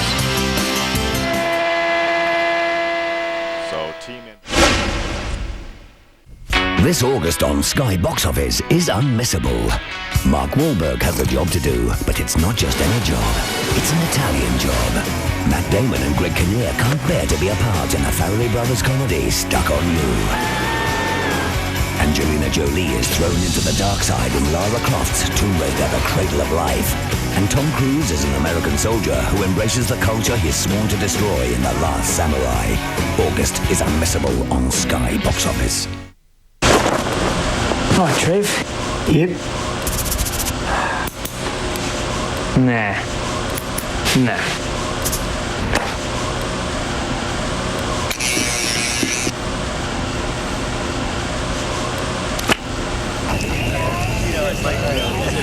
Foster's is specially brewed to taste better cold, so let's keep it that way. Nice one, Trev. Yeah. 站高，3个人在等，去找人力力。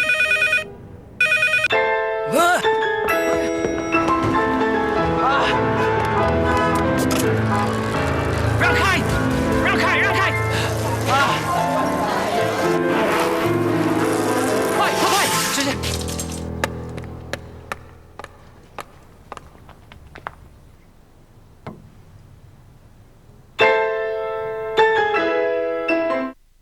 Nice specs, Mum. Hope they weren't expensive. No, dear, I went to Specsavers. There's 25% off glasses if you're over 60. I bet the lenses were expensive, though. They're those special thin ones, aren't they? There's 25% off lenses, too. Don't worry, I'm not spending the inheritance. Good. I'm leaving it to Derek.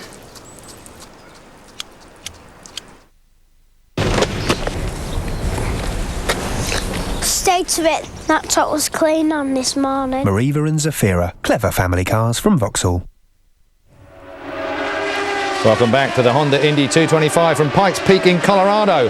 Penske Racing Sam Hornish caused our third caution of the day, and we can now hear from his boss, Roger Penske. Well, it was hard to see on the television. It looked like he was going to go back under car 8 and maybe got out of the throttle, and the car got light on him, and he spun it. There was nobody around him. It was just one of those unfortunate things. We were running real well, and just that's racing. This is the...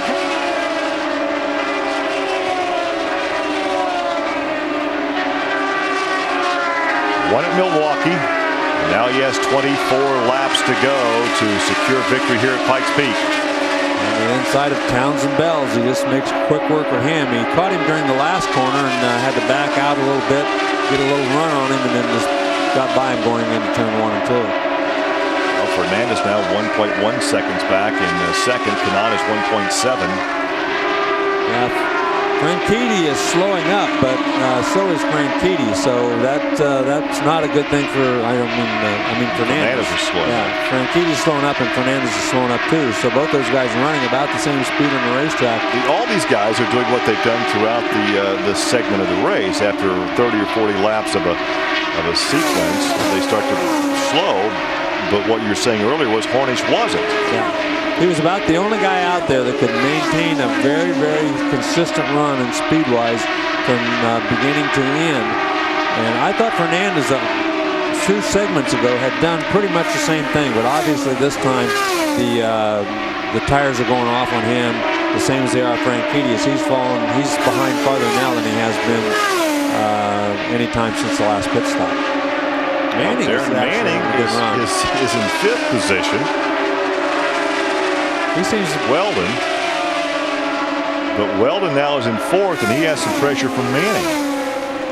Yeah, you can see Franchitti. All he has to do now is be careful with the lap cars. He's faster than his competition right behind him. As long as he manages to weave his way through the lap traffic, he should be okay. I understand that the Townsend Bell crew may be laying out the equipment for a pit stop. We'll look down there from our vantage point. He's gone 83 laps now since his last pit stop, so he could not make it to the finish. No, he cannot. I missed that. I thought Matsura will have to stop as well. Taylor will have to stop, and possibly Giafoni, but those guys are well off the pace. Let's look at Vito Mira back in the 6th position. Everybody on the lead lap has made their last pit stop, so those guys all in it till the end, so to speak. Franchitti will get the bonus points more than likely. He's led about 108 laps so far this afternoon, and 3 different occasions that Franchitti has led. Yeah, we've had some extremely close finishes here in the IRL, but this certainly doesn't appear like it's going to be one of them, because less than 20 laps to go. Franchitti now is just walking away from everybody. We're acclimated to seeing almost photo finishes on occasion. Yeah, Townsend Bell going back out on the racetrack, but obviously completely out of contention at this point. The real battle looks like it's going to be for 2nd, 3rd, 4th, and 5th as Fernandez, Kanaan, Weldon, and Manning all pretty close to each other on the racetrack. As Franchitti put some distance and some lap cars between his position and that of Fernandez.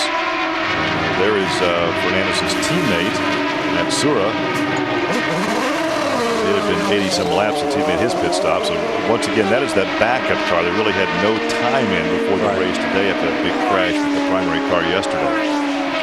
Yeah, we've had 6 cars falling out of this race. That's unusual. We don't usually have that many guys sitting on the sidelines at the end of the race. Michael Andretti has 3 of the top 4 on the track right now. So we're going to hear from the retired driver who's now a car owner. They have been so consistent this season. To have 4 cars as competitive as they have been, that's a big, tall order. Well, Michael, this has got to feel a lot like Milwaukee. Yeah, it does. You know, Guardian's doing a heck of a job out there again. And again, the whole team is. You know, we got Tony up there, and hopefully we'll take advantage of Buddy's mistake there and get some more points. So far, so good. We just got to get to the end now. Does it give you the added confidence knowing that Brian Hurt has got his back door? Oh, absolutely. Brian always, you know he'll take care of his teammates. Good luck. Have you ever seen Michael Andretti more calm than he's been this season as a car owner? No, I certainly haven't. Andretti Green has 6 wins this year. Everybody else total has 5. So that tells you how that team has run all year long. And look at this, Dan Weldon. You said his instructions were not to go up there and challenge his teammate. I said not wreck him. Oh, well. I said not wreck him. He didn't. He didn't do that. He got on by. But, you know, once he got alongside of Kanaan said, adios, amigos, you go ahead. For me, 4th is just as good. And look at Weldon. He's right behind, or I don't mean Weldon, I mean Manning. Because Manning has caught him now. And we talked about this battle for 2nd, 3rd, 4th, and 5th.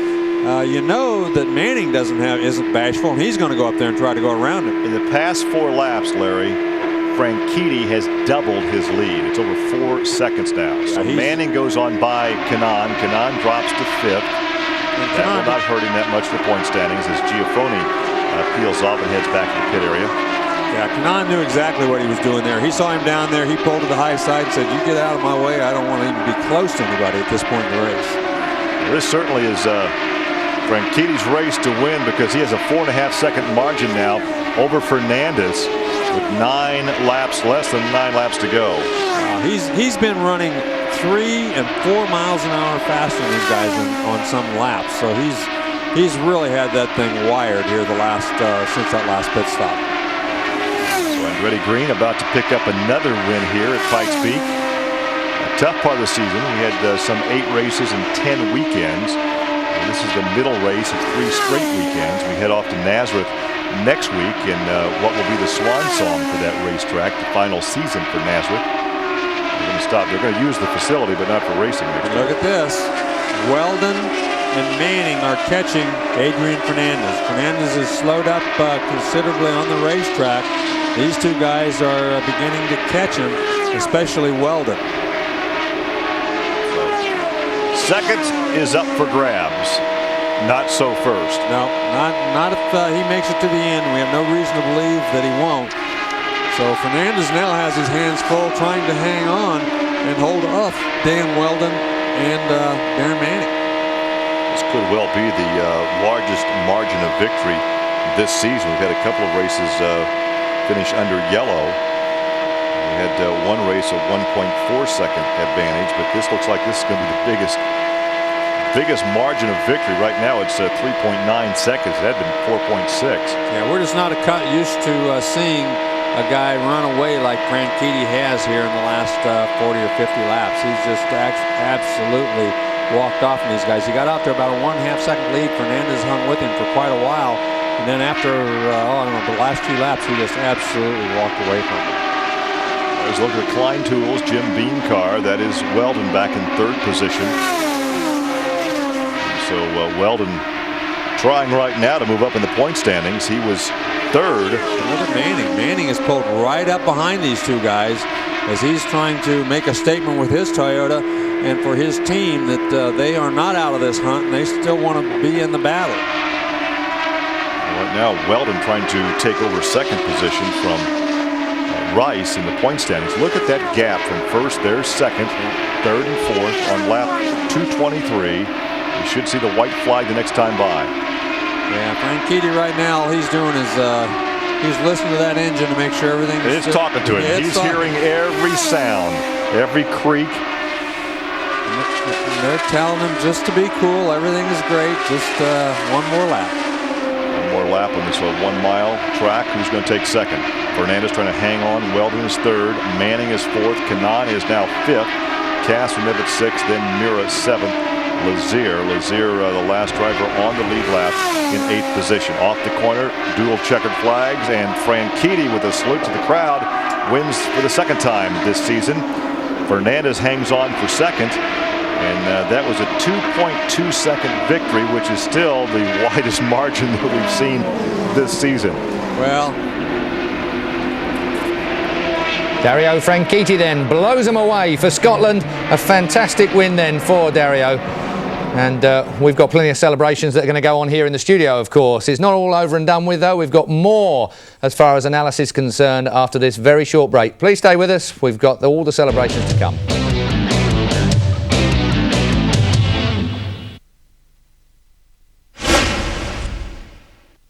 Spanish football is back. Un, dos, tres. Oh, wonderful! A footballing work of art. What can you say about technique like that? Ronaldinho! Oh! Sensacional! He is a genius! And there's a new boy in town.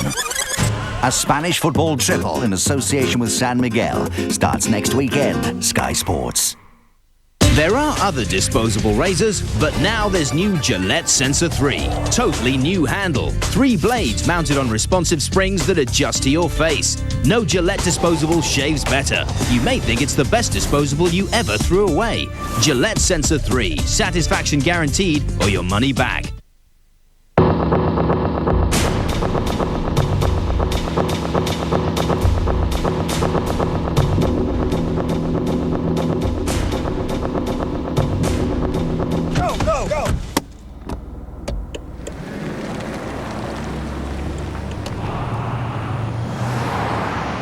What's going on? Hurry up! Let's go, come on! What the hell is he doing? Am I doing it right? More yogurt. More strawberry. Muller Corners. You know how you love them. Wherever you are, whatever fix you're in, RSC's location system quickly finds you to help fix it. In an independent study, no one repairs a higher percentage of cars at the roadside. And RSC is ranked Britain's #1 for roadside assistance customer satisfaction. RSC, always there.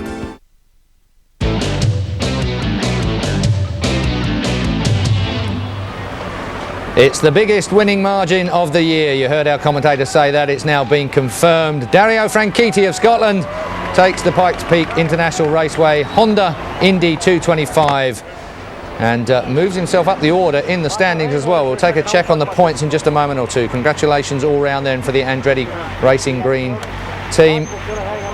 And we will be hearing from Dario in just a moment or two before you come back to us here in the studio. So Dario Franchitti, it's going to be nice to hear from him. His second win of the year. And as I said already, the last win was back in Milwaukee. This is the biggest winning margin of the year. And he was a class act, there's no doubt about it. Got himself out in front and completely controlled things. And Dario Franchitti then deservedly getting the congratulations at trackside. And as far as I'm concerned, that moves him on to 319 points by my own calculations here. Never to be relied on, of course, but we will confirm those for you in just a moment or two. But let's try and hear, if we can, then from Dario. Thank you. It was tough. The track lost a lot of grip out there and we were sliding around, but I had the best car today and that really helped. My last pit stop was awesome. I just found out one of my guys got hurt in the first stop, Mike Miller, so if you're watching this, Mike, you're still my hero and I hope you get well soon. And to Alex back home, congratulations. Alex and his wife had a baby, so pretty good week for AGR, and I couldn't be happier right now. When did you know? We saw you when you climbed out of the car yesterday in practice with a huge smile on your face. Did you know then you had the car to beat? I was hoping this morning. The car felt really, really good, but I went out a bit too hard in that first stint. I learned my lesson after that though, because the car got pretty loose, so I just calmed down the second stint, and from then on, when the yellow came out, bunched us up, I knew we had the car to win.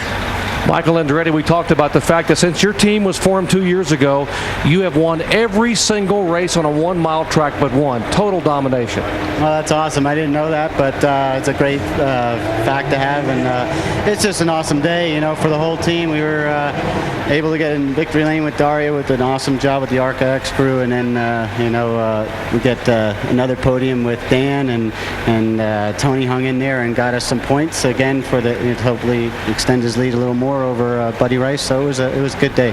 Dario, we got to ask you, a year ago you came and drove this race with a broken back, and really no one knew about it but you, and suffered the pain, but a big difference a year later after the surgery. I was a lot more comfortable today in the car, I'll tell you that, but there's a lot of people stood by me, Mike, Kevin, Kim, all the guys at AGR, the guys at Honda, and I got to thank them, because it's been a long year.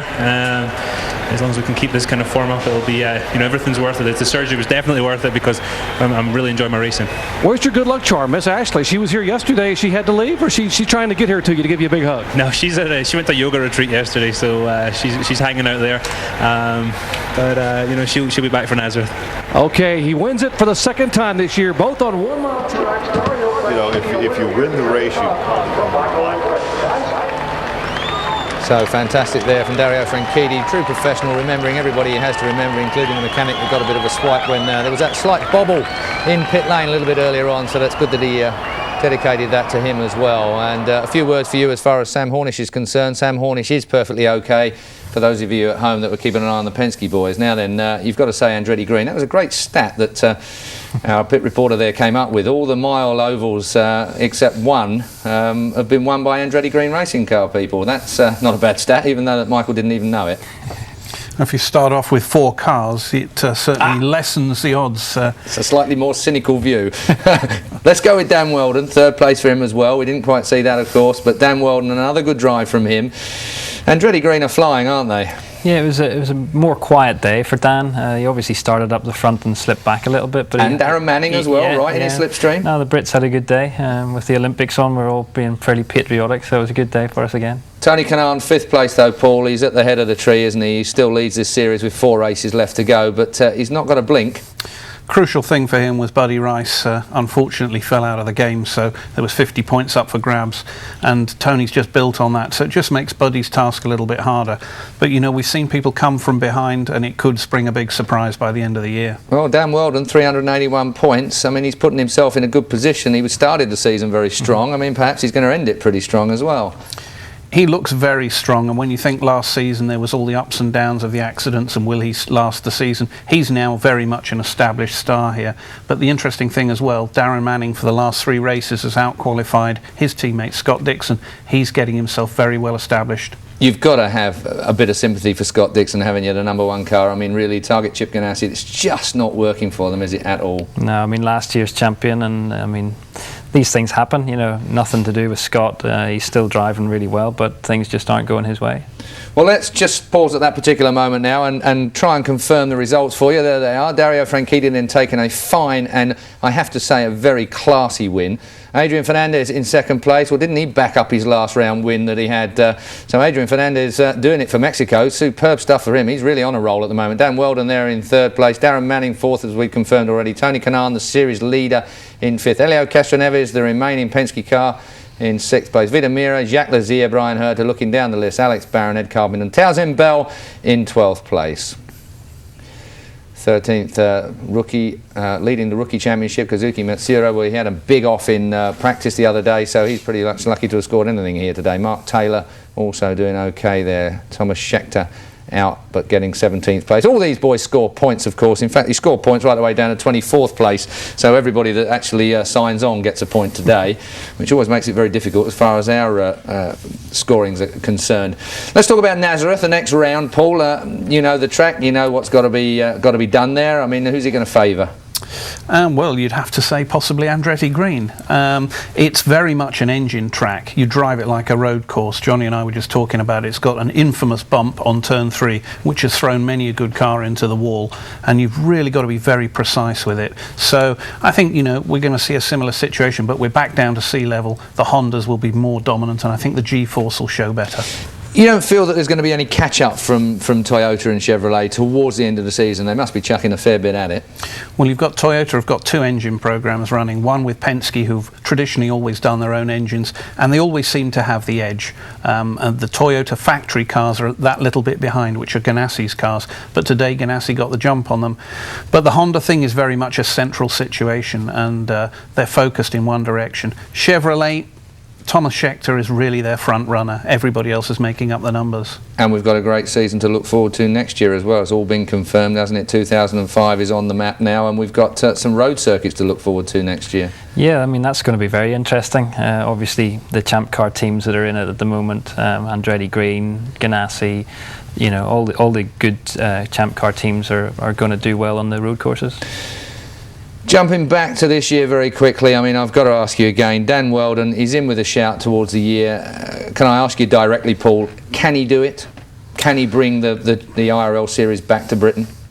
For sure, he can do it. He's certainly running with a full amount of enthusiasm and expertise now, but the way the points are, it doesn't favour people coming from behind. If Tony just carries on, is 5th or 4th, he's going to clear it. Well, we're going to have to keep an eye on him, that's for sure. That just about wraps it up for today. Congratulations, of course, to our winner, Dario Franchitti. But there's no let-up in the schedule, and we're back again next weekend when the Indy Racing League moves to Nazareth in Pennsylvania, as we've said. It's the hometown of the Andretti family, of all people, for the Firestone Indy 225. That race will be live here on Sky Sports next Sunday, the 29th August at 7 p.m. on Sky Sports Extra. Well, my thanks to our guests, Johnny and Paul, of course, and thank you for watching. We'll leave you now with some of the highlights from Pikes Peak. Goodbye.